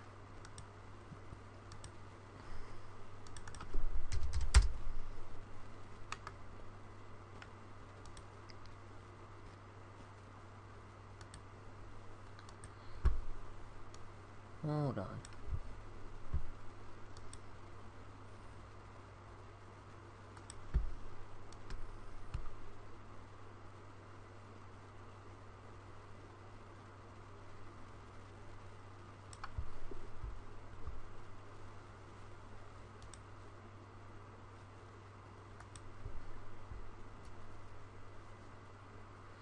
Maybe if we move this one at frame 85 up a little bit further. And then what we could do is, this is just a position and rotation keyframe. So maybe we can set this one to smooth, and it might look a little bit better. So let's take a look at it. No, that's what I was afraid of. The neat thing about the curve editor is, what you can do is, you can set a keyframe to interpolate in and interpolate out. So what I'm going to do is I'm going to set the tangents to smooth out only, and then I'll set this to auto in. So if that makes sense.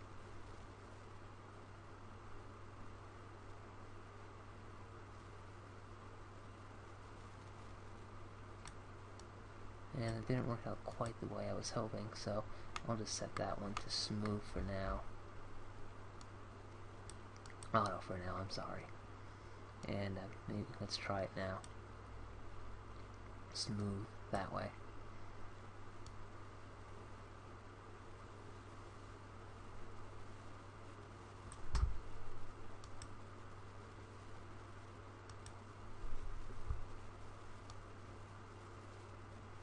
That looks alright, not too bad. But maybe we don't want it moving right when the Argonaut comes out and comes into frame.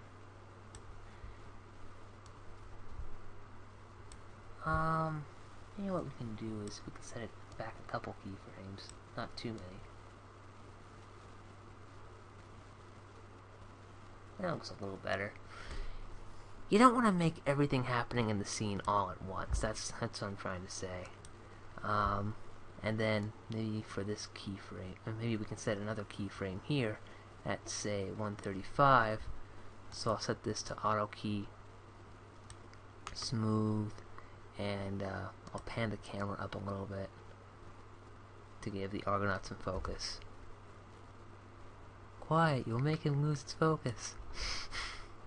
So I'll get the first person who gets that reference a cookie, by the way. Anyway, that looks good. That looks pretty good to me.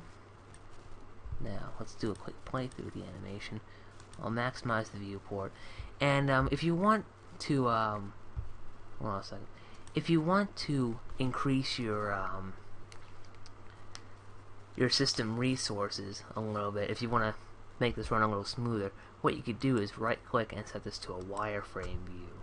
So we'll do that, and we'll play through it. That looks pretty good. The freighter just bolts out of there, but it'll suit the animation.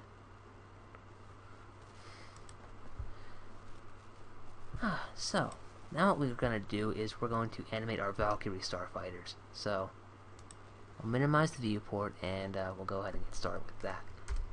So for the Valkyries, we're going to be doing something pretty different. What we're going to be doing instead of traditional keyframe animation, we're going to be setting up paths for these Valkyries to move about and through the action. Because, you know, they're fast, they're nimble starfighters, and we want to treat them as such in this animation. Like, there will be some animations where they're the main focus, they're the hero ships, and they're going to need keyframe animation, but in this case, you can kind of get away with giving them, you know, simpler animations that are more easily creatable. So what we're going to do is we're going to draw a couple of splines, one for each Valkyrie, and then maybe we'll have like one move in between the freighter and the Klingon ship, and then maybe another flying by the camera to escort the freighter, like one going this way and then one coming that way. So let's get started with that. What we're going to do is we're going to go to the Create panel and then go to Shapes, and then we're going to create a line.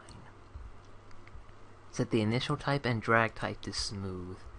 So now what we're going to do is we're going to set the path. So what we'll do is maybe first we'll hit the one that goes in between the two ships to escort this freighter out of here. So, you know, we can even have them both escorting the freighter out, but again, this is the tutorial, so I'm just gonna try to do this for the sake of simplicity. One escorting the freighter, one escorting the Argonaut. So we'll go ahead with that. So try to create, when you're creating your paths, try to get them as accurate as you can in like one view. So maybe boom, boom, boom, and then hit escape when you're done with your path. Now what we're going to do is we're going to select the Move tool, and we'll go to the Modify panel, and we're going to call this V2 Path. And now we're going to select the vertices. And another thing for rendering, no, it's not in rendering, I'm sorry, it's in interpolation. What you want to do is you want to set this to adaptive, and what that'll do is it'll make your line look much smoother.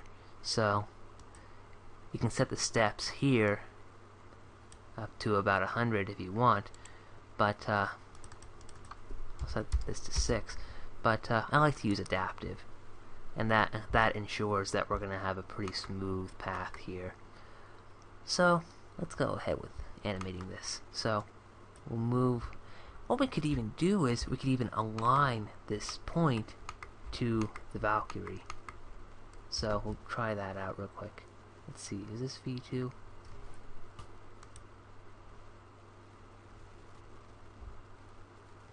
No, that isn't V2. We'll align it to V2 real quick. So Alt A on your keyboard. Awesome.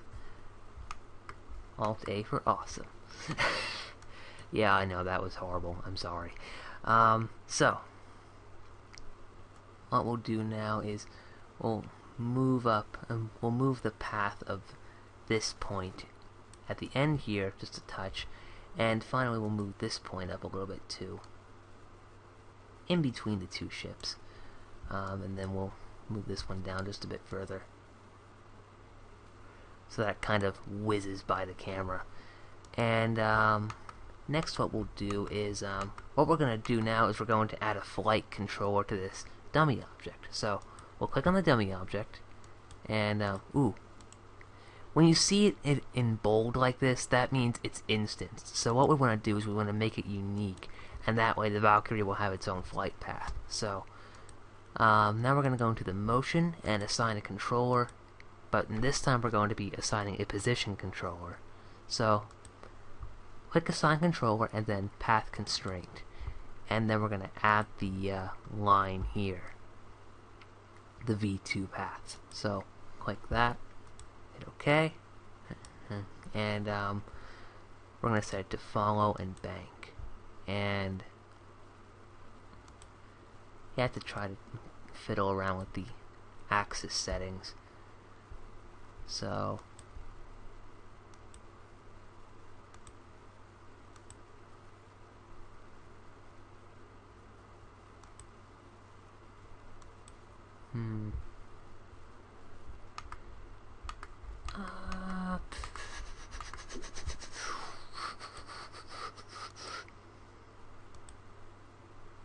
like I said, feel free to add your own sound effects.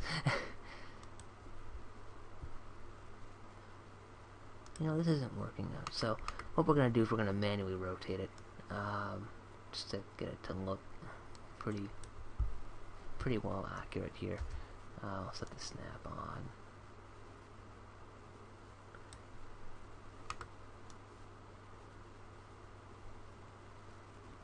And what you could do is you could easily you can adjust the bank amount and smoothness. That indicates how much it'll turn, and so on and so forth. So let's get this a quick playthrough here. We'll scrub through the timeline a little bit. Maybe we want it to come in a little sooner.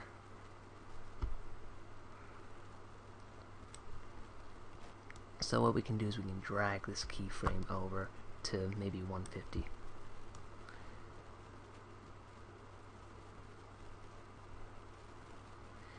And as we're seeing here,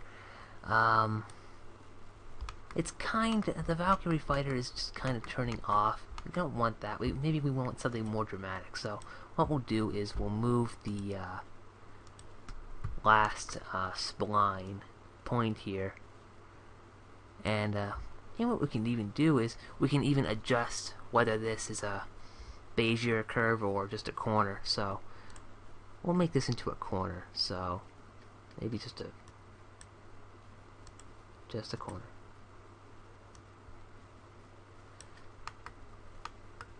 And we'll do the same for the second point here. We'll make this a Bezier. So maybe what we'll do is I'll move this back a few keyframes, and then we can adjust it. You see this this yellow line here dictates how smooth this tangent is going to be. So that's something to keep in mind when you're editing paths like this. So let's give this a bit of a try here. I'll run through the animation real quick. It's not going through the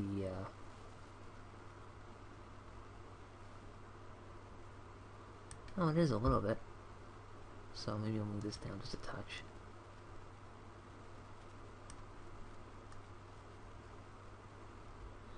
And once again, we kind of want this to kind of whiz by the camera, so maybe I'll move this up some. Move it up and a little bit over.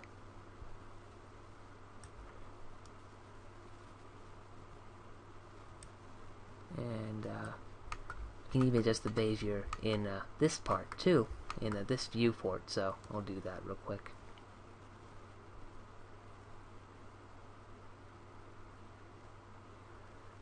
I think you can also add points to your lines if you wanted to, so that's something else to keep in mind.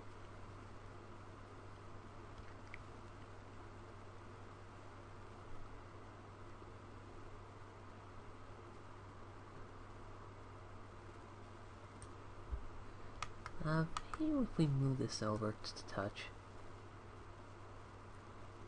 Like I said, we want it to whiz by the camera. Triumphant, kind of, you know. Almost triumphant, anyway. Let's see how it looks in this viewport. Because, once again, we want to be careful not to collide here either, so.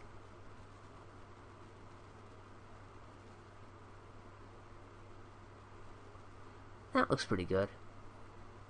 Now let's do a quick animation playthrough. I'll bring it to viewport again. Set this back to 0. Camera shake. Whoosh. Nice. Now we'll set up the path for the other Valkyrie fighter. Alright, so to set the second trail, the second path here, it's pretty much the same basic principle.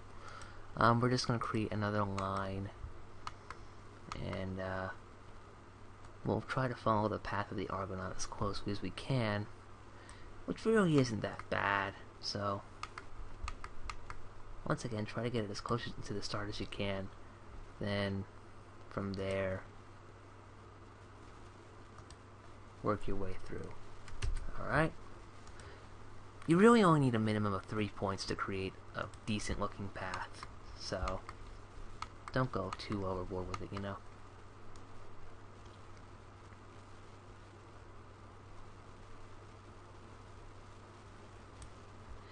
Maybe we want this Valkyrie fighter to, hold on. First off, we'll align this first point to the position of V1. And we'll call this V1 path. So that gives us a bit of a sense of direction as to where our first Valkyrie is. So what we'll do is maybe we'll drag this point up here and a little over. And the neat thing about this is you can even keyframe your paths as well, so to try to give a bit more fluidity to them if you wanted. Of course, I'm not going to cover that in this tutorial, but you can do that if you wanted to, so just keep that in mind.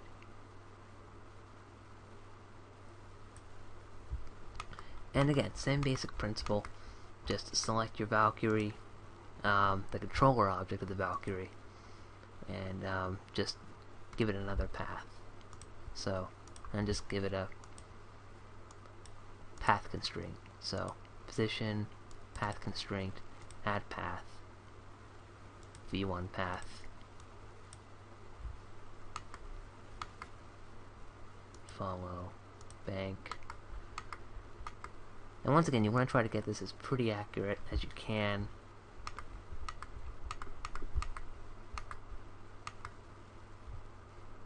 So we'll rotate it some.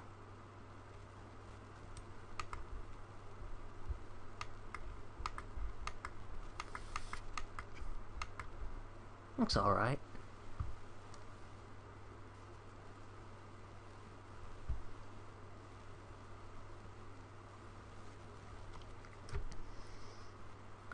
Maybe we can have this one fly by the camera just a few seconds after the, and just a few frames after this one does. So, what we can do is we can modify these points. So I'll do that real quick.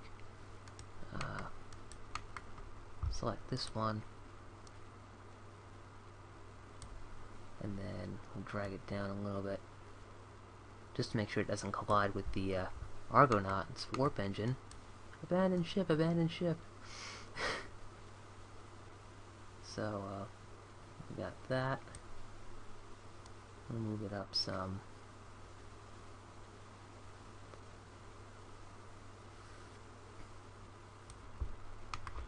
And, let's see. I'll move this point down a little bit.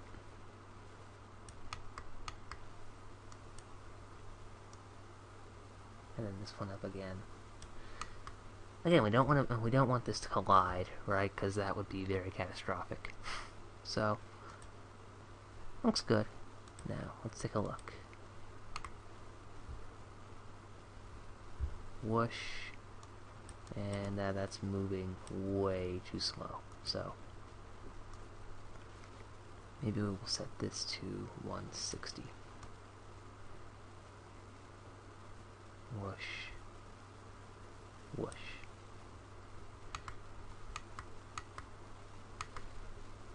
You know what? It's a little too close for my liking, so we'll modify just a touch more.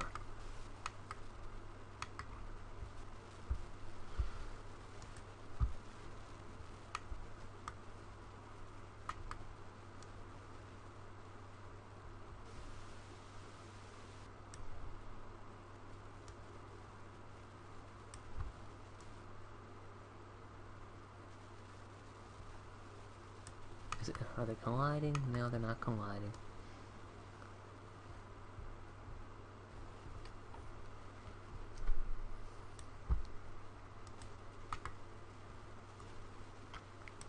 Now again, we don't want this to be too close. Unless that's what you're aiming for, of course. Unless you're, you know, like going for something a la Wing Commander or something like that. So, alright, looking good so far. Maybe I'll move this up just a few more frames.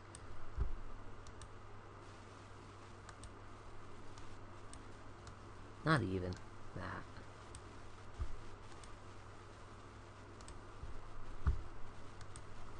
Set this to 126 and that looks good.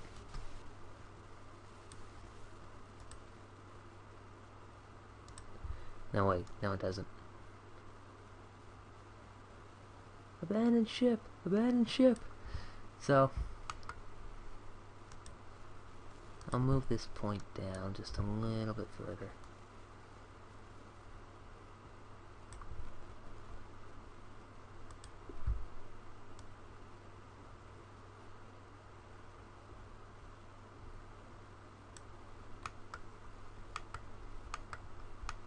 Are they still hitting? No, but it's still a little too close.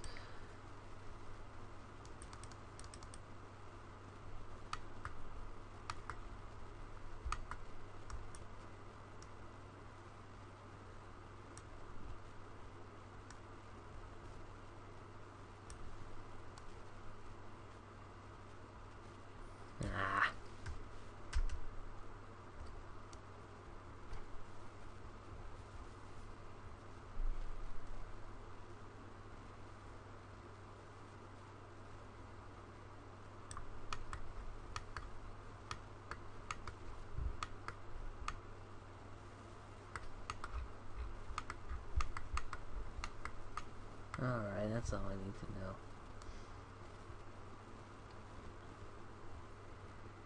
Alright, that looks good.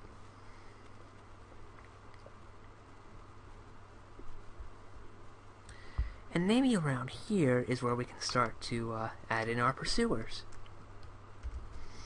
Alright, so I'm going to unhide first and foremost the Klingon Raptor. So we'll unhide that.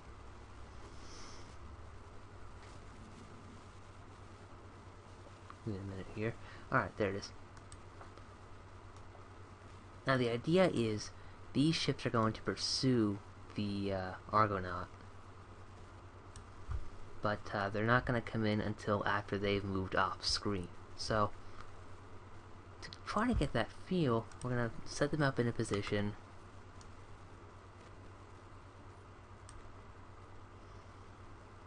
where they look kind of pissed. So,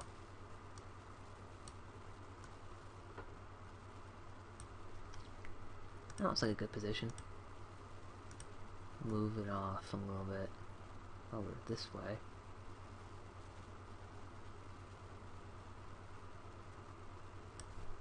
And then up some. And then, now like I said, the idea is to try to get them off frame to come in from this direction and then swoop in here. So, I'll do a bit of rotating here and there.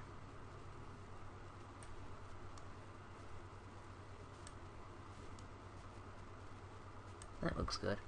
Now, set this to local real quick, and I'll move it off frame. Looks good. Now we also have to make sure that doesn't appear in the animation before then. Alright, looks alright. Good. So this way you can kind of cheat a little bit. Don't tell anyone. Shh. Alright, so what I'm going to do is I'm going to set a keyframe. I'm not going to forget to turn on auto key again this time. So the idea is it's going to come in, swoop over, and then pursue the Argonaut. So we're going to be using all three views to an extent. So, and we're going to be doing the same with the other Klingon enemy ships. So let's get into it, shall we? I'll set this to about frame 210, and then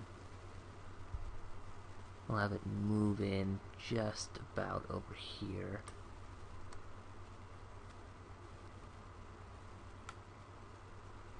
And we'll also rotate it a bit. Again, this kind of animation also takes an advantage of Newtonian physics here, so I'll show you that in just a second.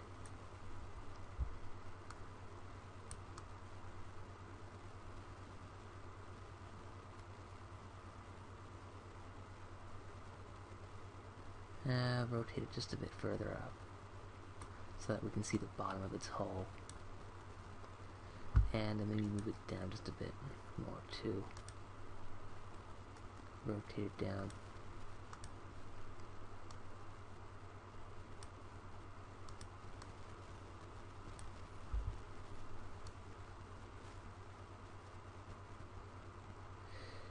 Now we don't want it to rotate until maybe around the 195 frame mark, so what I'll do is I'll adjust the keyframes here accordingly.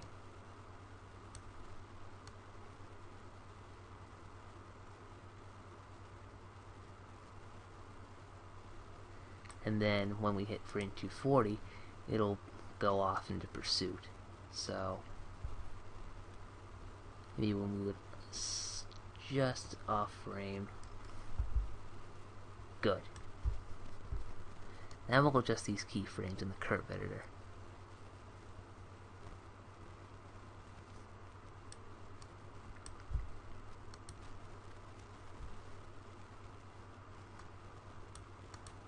Set them to smooth. And we can even use the auto tangents as well, and I'll show you that in a second if we need to, which we're going to need to. So what we'll do is we'll set the position, the X, Y, and Z position to auto, and we'll take a look at that.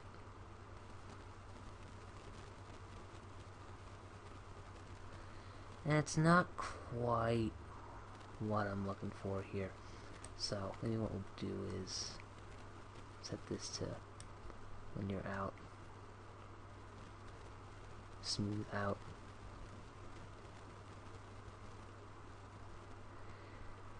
And if you're really having trouble with it, you can also set an additional keyframe in between the 210 and 240 mark. So maybe I'll do that.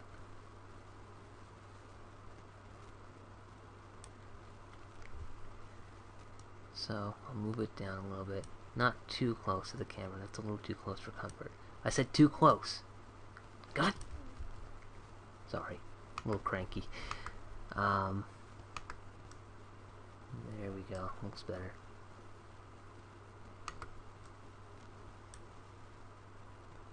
And back a little bit.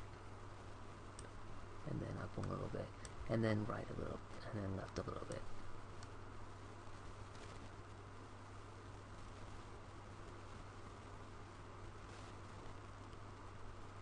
I'll tell you what, if it's going this way, Might as well set the rotation up a little bit too.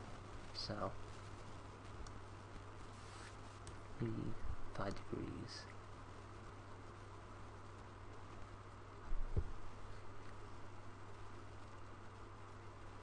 I'm still not quite satisfied with how that looks.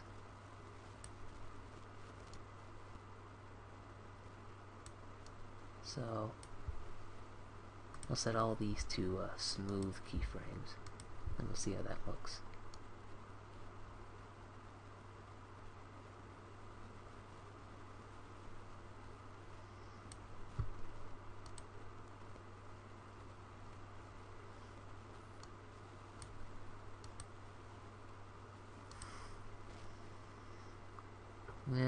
I'm still not quite satisfied, so I'll delete these two.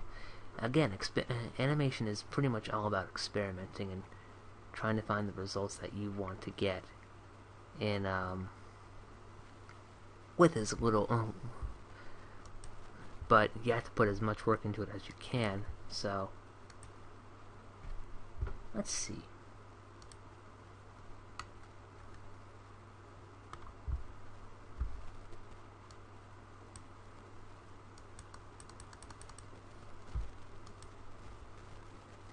I don't know why Max hates it when I transit backwards by keyframe. You know what? Here's an idea.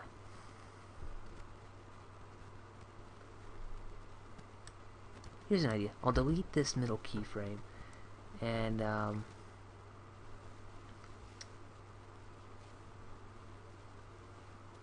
let's see. Maybe at around frame 210. I'll move it into frame, then down some,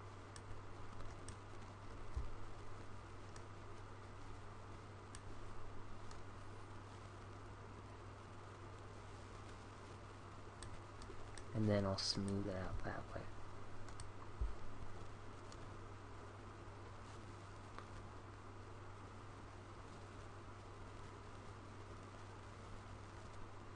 You know what? This one might also be better animated on a path. So, I'll go ahead and do that now. I'll delete these keyframes. And I'll just create a path for it.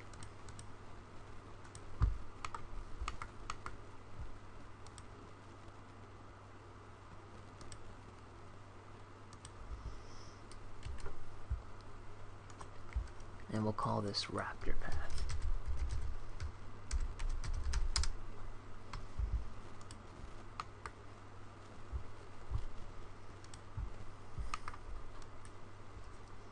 So, we'll Alt-A it.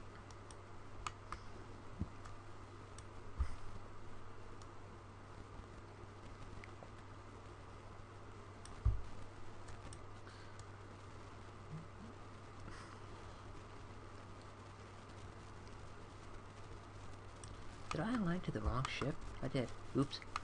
My bad. So, there we go. That's better.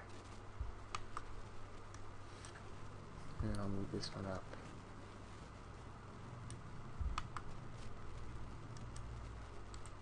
I'll set this one to a corner, and this one to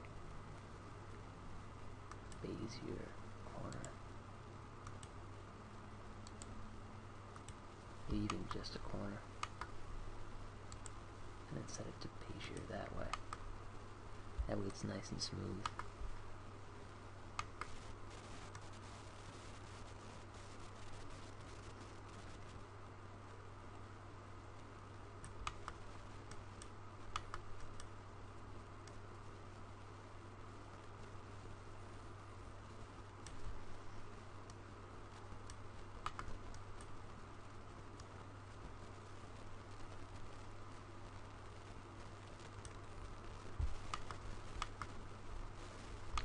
Alright, so let's see how this is going.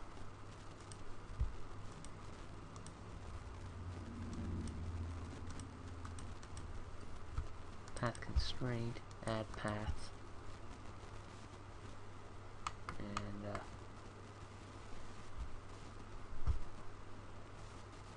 if my system ever speeds up again, there we go.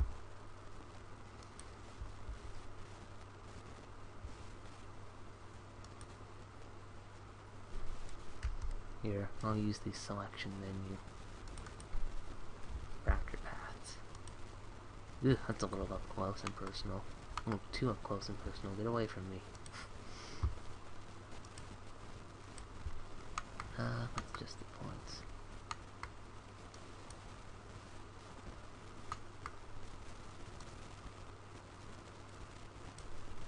And, you know what we can do is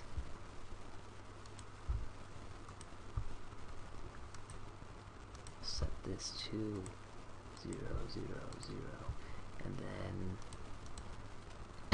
then from here I'll set it to follow bank Y. Alright, looking good so far. So maybe I'll move the path up a little bit. Oh. Son of a gun.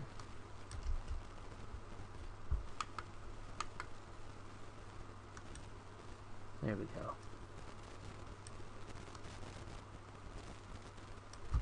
And, yes, you can move the path as a whole if you need to, so it's pretty nifty. Maybe I'll set this up to 120, because we did notice in the animation it was a little, in the animation preview it was a little quick, so.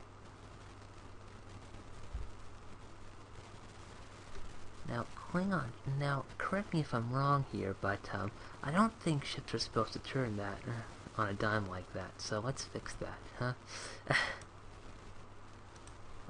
What we can do is we can simply move this over a little bit. Oh, I see what it is. It's not a corner.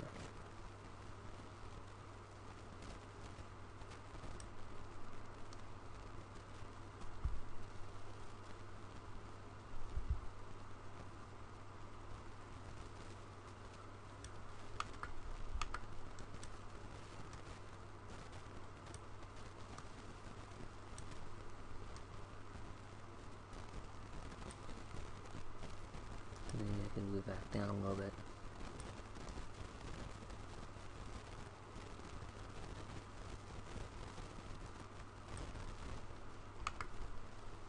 You know what I'll do? To make things a little less confusing, I'll hide these two paths. Hide selection until we need them again. So this way I can better adjust the path here. So let's see how this looks now.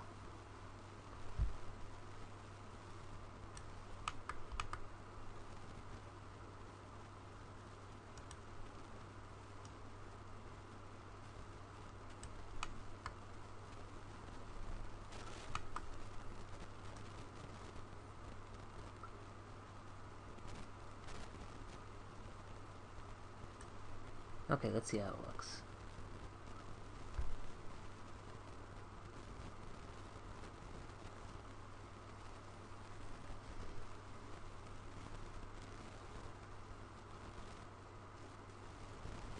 Call me crazy, but I don't think it's supposed to be coming up that close. Get away from me.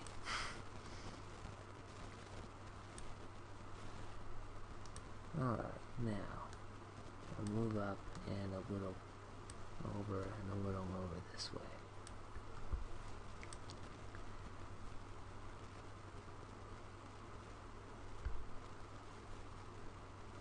Now it's still not quite what I want it to be, so I'll set this to maybe a bezier corner or something.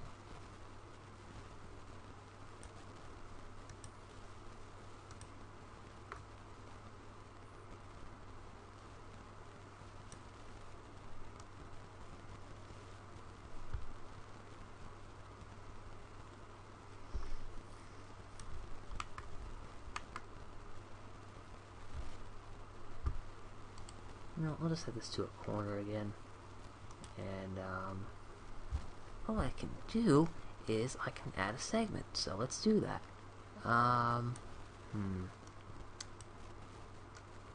Let's see, where was it?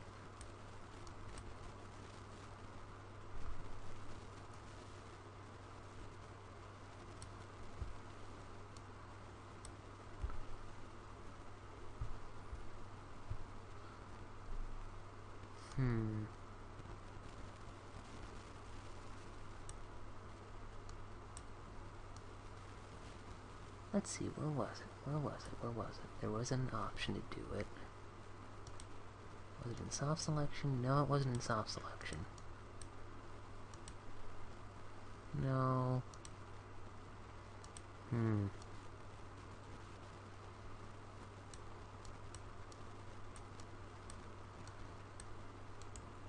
Well, let's see.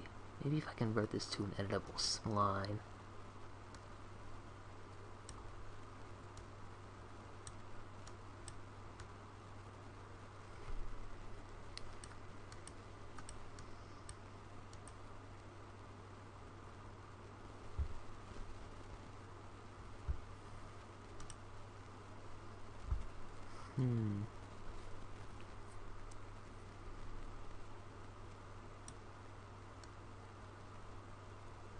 I cannot seem to find it. So what we'll do is, since I'm running out of time, you guys kind of get the idea of how to create these paths. So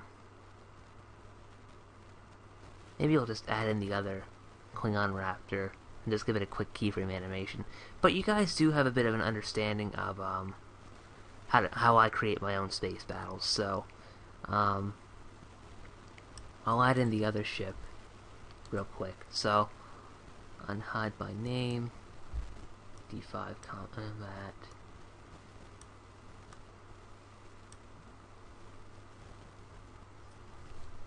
Why did I have that one called Raptor 2? I don't remember. I apologize. So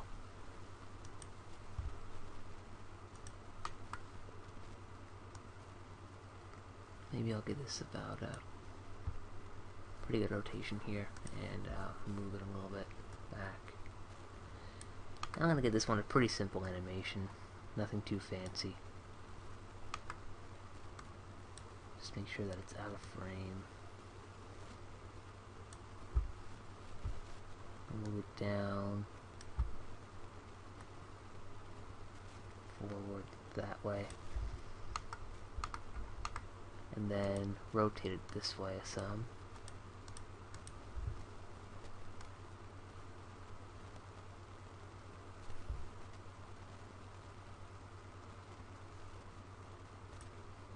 And then I'll set a keyframe at around maybe this time here. 70, set keyframe, set the auto key, and I'll move it forward this way. Oh, you know what, that isn't going to do. So I'll move it over here. I want it to be in the frame of the camera here.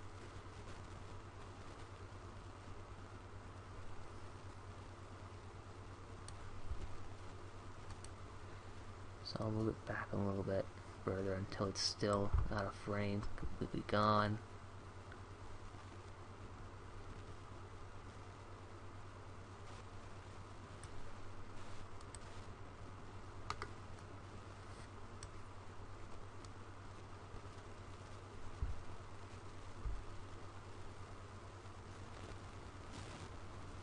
And then just for posterity's sake, I'll give it a bit of rotation. So local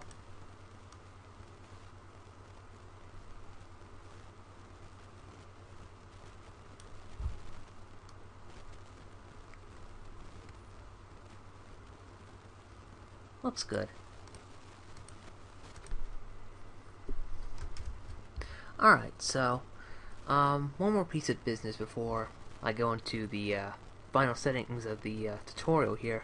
What we're going to do is we're just going to add a couple of extra tweaks, and then we're going to also add a bit of a smoke particle system coming from the tanker where it's been damaged. So, the enemy tanker, that is, I'm sorry.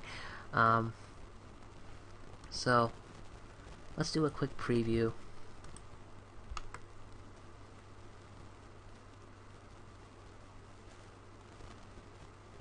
Looks alright. Maybe this D5 is moving a little bit too fast, so I'll move the keyframe back to frame 150. so that'll come in a little bit slower. That looks a little better.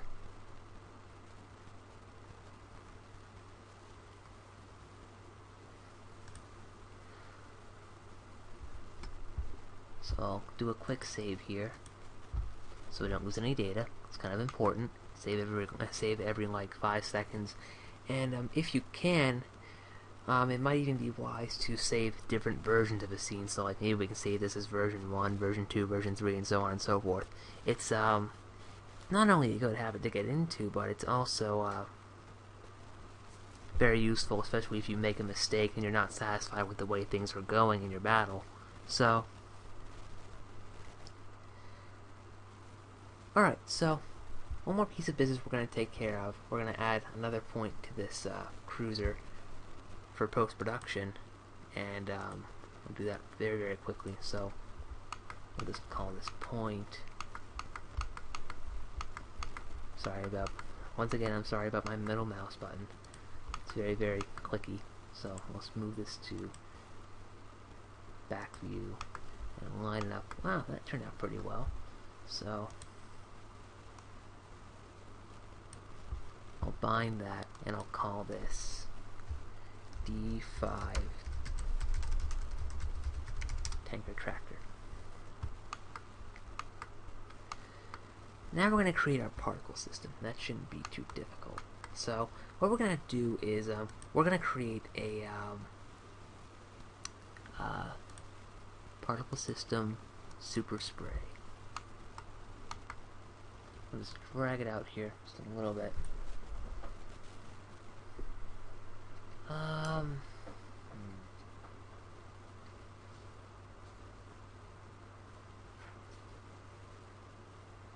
Let's see, how did he do it?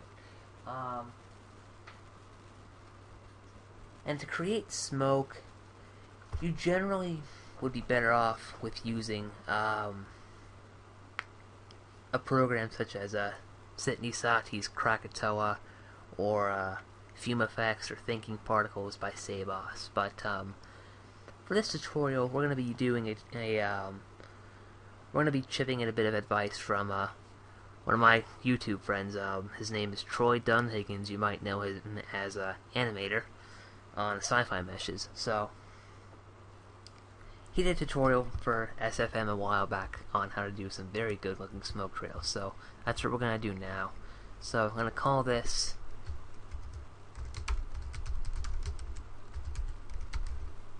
D5 tanker smoke. Better yet, since there's really no smoke in space, what we'll do is we'll call this tanker fire. So now what we're going to do is we're going to set this super spray to have a rate of 5, but first we're going to make sure that all the particles are appearing in the scene, and maybe no speed. Grow 4 and fade 4 can hit 0, and maybe it'll start at frame 60. So that's the emit stop, 60 and 240,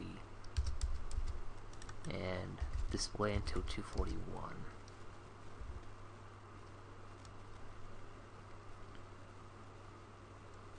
Size looks good, grow 4, fade 4 looks good.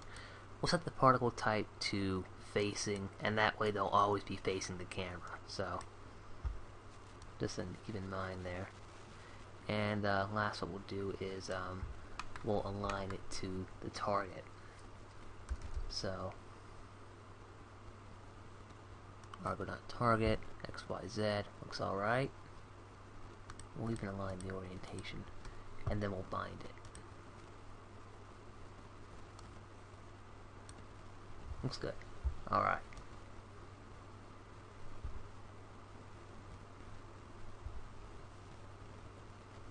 Okay, so how's this looking? Let's see. You know, maybe we could add a bit of speed to this. So maybe we'll set the speed to, say, 10 or something. No, you know what? That's too fast. Maybe even 3. 3.5. Yeah, 3.5 looks alright. And maybe we'll rotate this on the axis a little bit. And maybe we can even give it a bit of divergence. Like maybe 10 degrees. Just to give it that bit of a fire kind of feel. And realistically speaking, there's really no fire in space. But it's a cool effect to have nonetheless.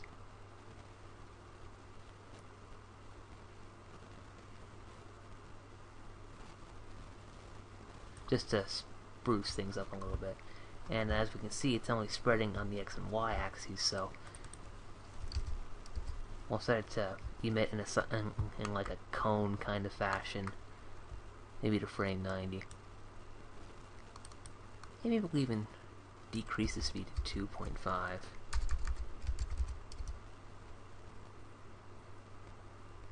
So that none of them are hitting the Argonaut. Some of them still do. But once again, I'm running out of time here, so you can adjust that however you want. Maybe I'll just make a slight rotation adjustment here.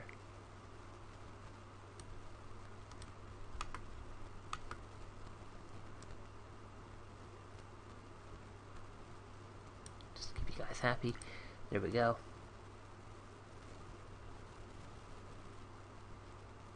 And it still doesn't look right.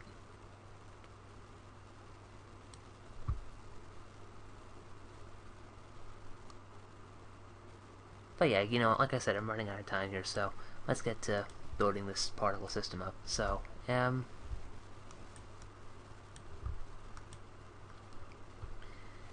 for the diffuse map, what we're going to do is we're going to create a particle age map. And we'll make maybe this color yellowish, and then this color kind of orange.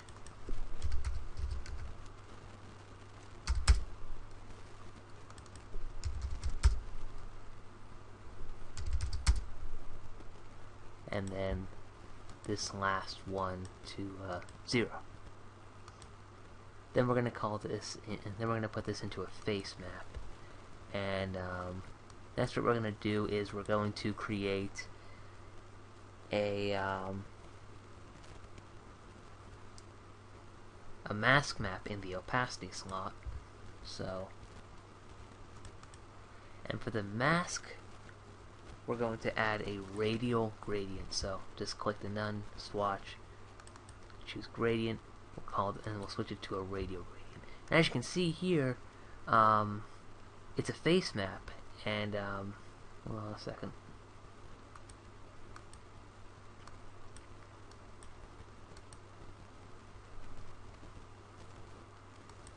If we don't set it to a face map, it's going to look like this. But if we do set it to a face map now, that'll appear on every single particle. And it won't be all mapped across all the particles. And that will get pretty messy real fast. So, that looks good. And for the map, we're going to add a noise map. And we're going to set it to fractal. Give it about 10 levels and a pretty small size. I think what we'll do is maybe we'll even add a self-illumination slot. So maybe as an instant, and then we'll check the black color swatch here.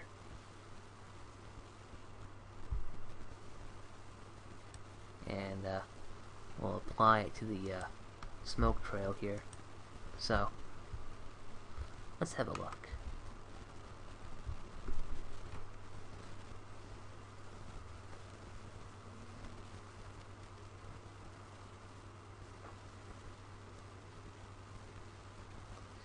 And the particles could be a little bit bigger, so we'll adjust that now. So, make them maybe about a size of 10.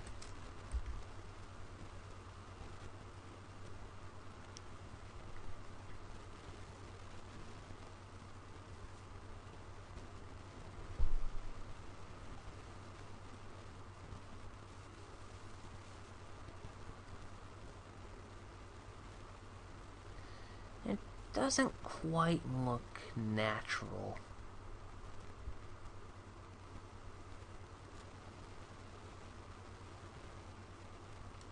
So maybe what we'll do is we'll adjust the noise a little bit. So we'll go back into the mask parameters and the noise, and then we'll set it to maybe 50.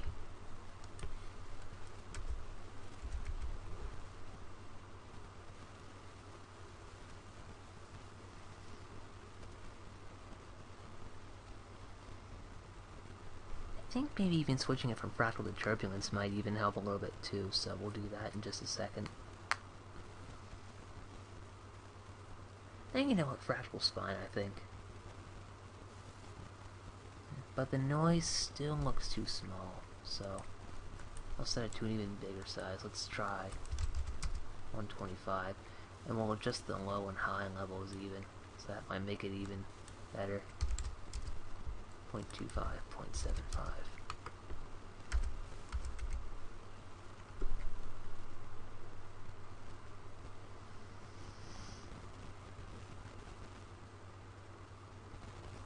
Maybe we can even bring down the rate some to bring down the amount of particles that's being emitted to try to save on system resources. Yeah, I'll do that real quick. Cancel. Maybe even set it to a rate of 3. Or even 2. Let's try that. 6:16 a.m.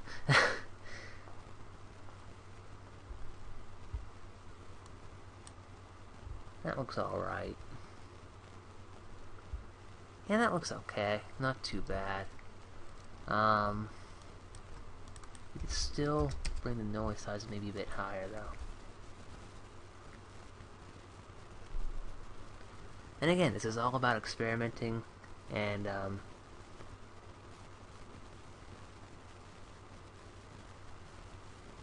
you know, using the resources that you've got.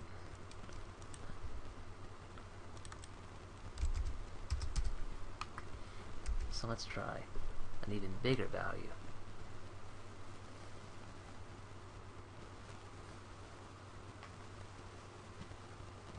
You know what, you guys get the idea, right? Hope you do. But, yeah. Got a pretty neat looking space battle here, for the most part. And this is just about like this can be just one particular scene out of out of a much larger battle. So, you know, maybe I'll set this to frame 90 and I'll rotate the Argonauts some more. Because I'm getting kind of tired of that. I'm seeing that just collide with the particle system.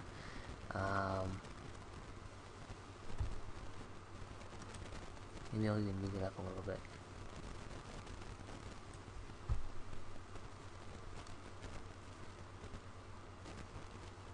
And then maybe at around frame 125 I'll have it rotated a little bit.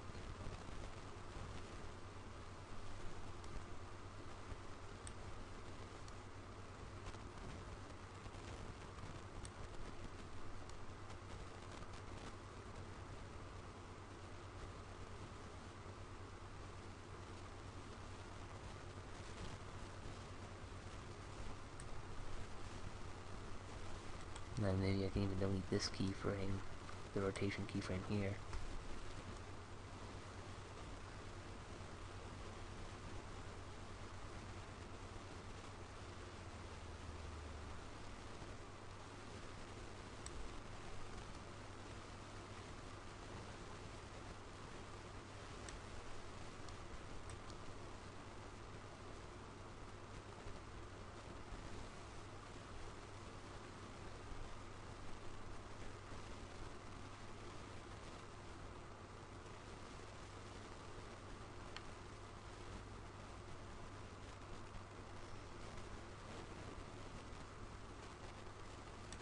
Maybe even move it over to 150.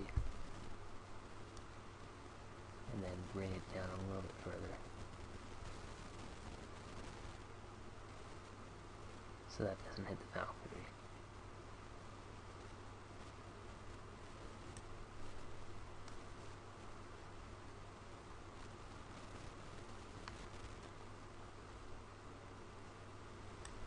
Just the trail of the Valkyrie a little bit, so unhide.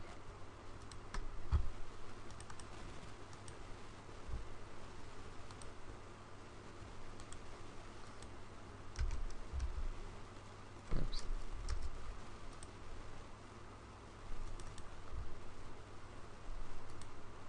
That's better.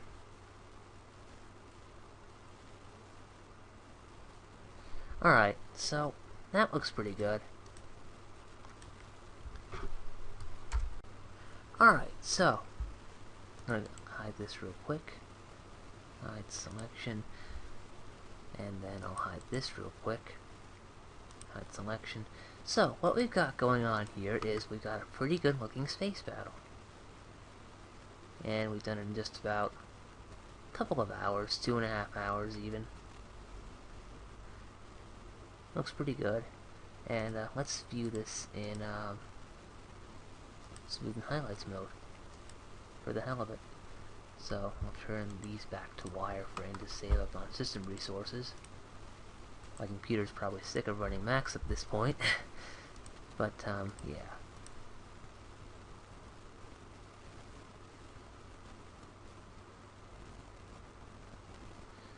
But yeah, we got a pretty decent looking space battle going on here. Looks pretty nice. Clean. Refreshing.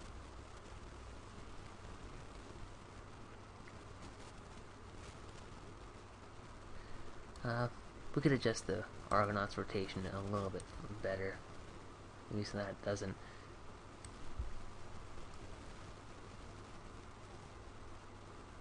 stop so suddenly.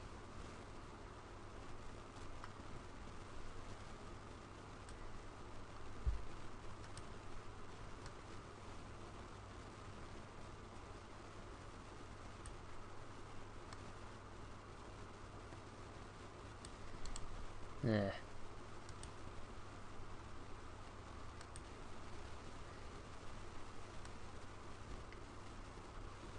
Yeah, you know what, at this point I'm just nitpicking here. But yes, nitpicking is very important in the animation world. Yeah, we got a pretty good looking space battle going on here. Ooh, there is one more thing I want to do. I want to, oops, not unhide everything, but I do want to unhide the cargo ship. The remaining cargo ship. And we can add that in as maybe a little background element. Just sticking around.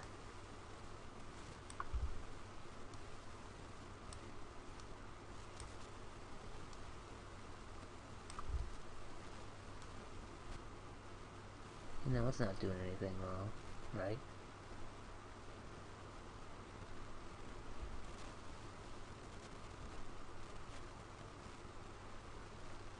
Yeah, you can add that in as like maybe a little background element.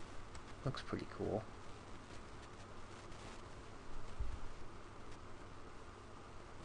Try to make it a little more intense. So yeah, we got this space battle going on here. Now, our space battle here looks pretty cool, if I do say so myself. But this is only one part of a 2-part tutorial. And what I mean by that is, in the second part, at some point in the future, I want to do a part in Adobe After Effects. And what's gonna happen in there is we're gonna learn some more, couple more types of effects and things like that. I think I might add on to this part of the tutorial, the animation part. But I'm not entirely sure. I think I might. I think I will do that. But if I do, it'll just be more like an expansion. Like I can show you guys how to do missile trails and things like that at some point in the future. I'm not sure when that's going to be though, because I do have school coming up once again. But yes, this space battle looks pretty good. And what I don't do in this video is, yes, I'm recording this after the fact. What I don't do in this video is I don't hide the Raptor ship in the background. What you can do from there is just right-click on that Raptor. No, it's the D4, I'm sorry, it's the D4.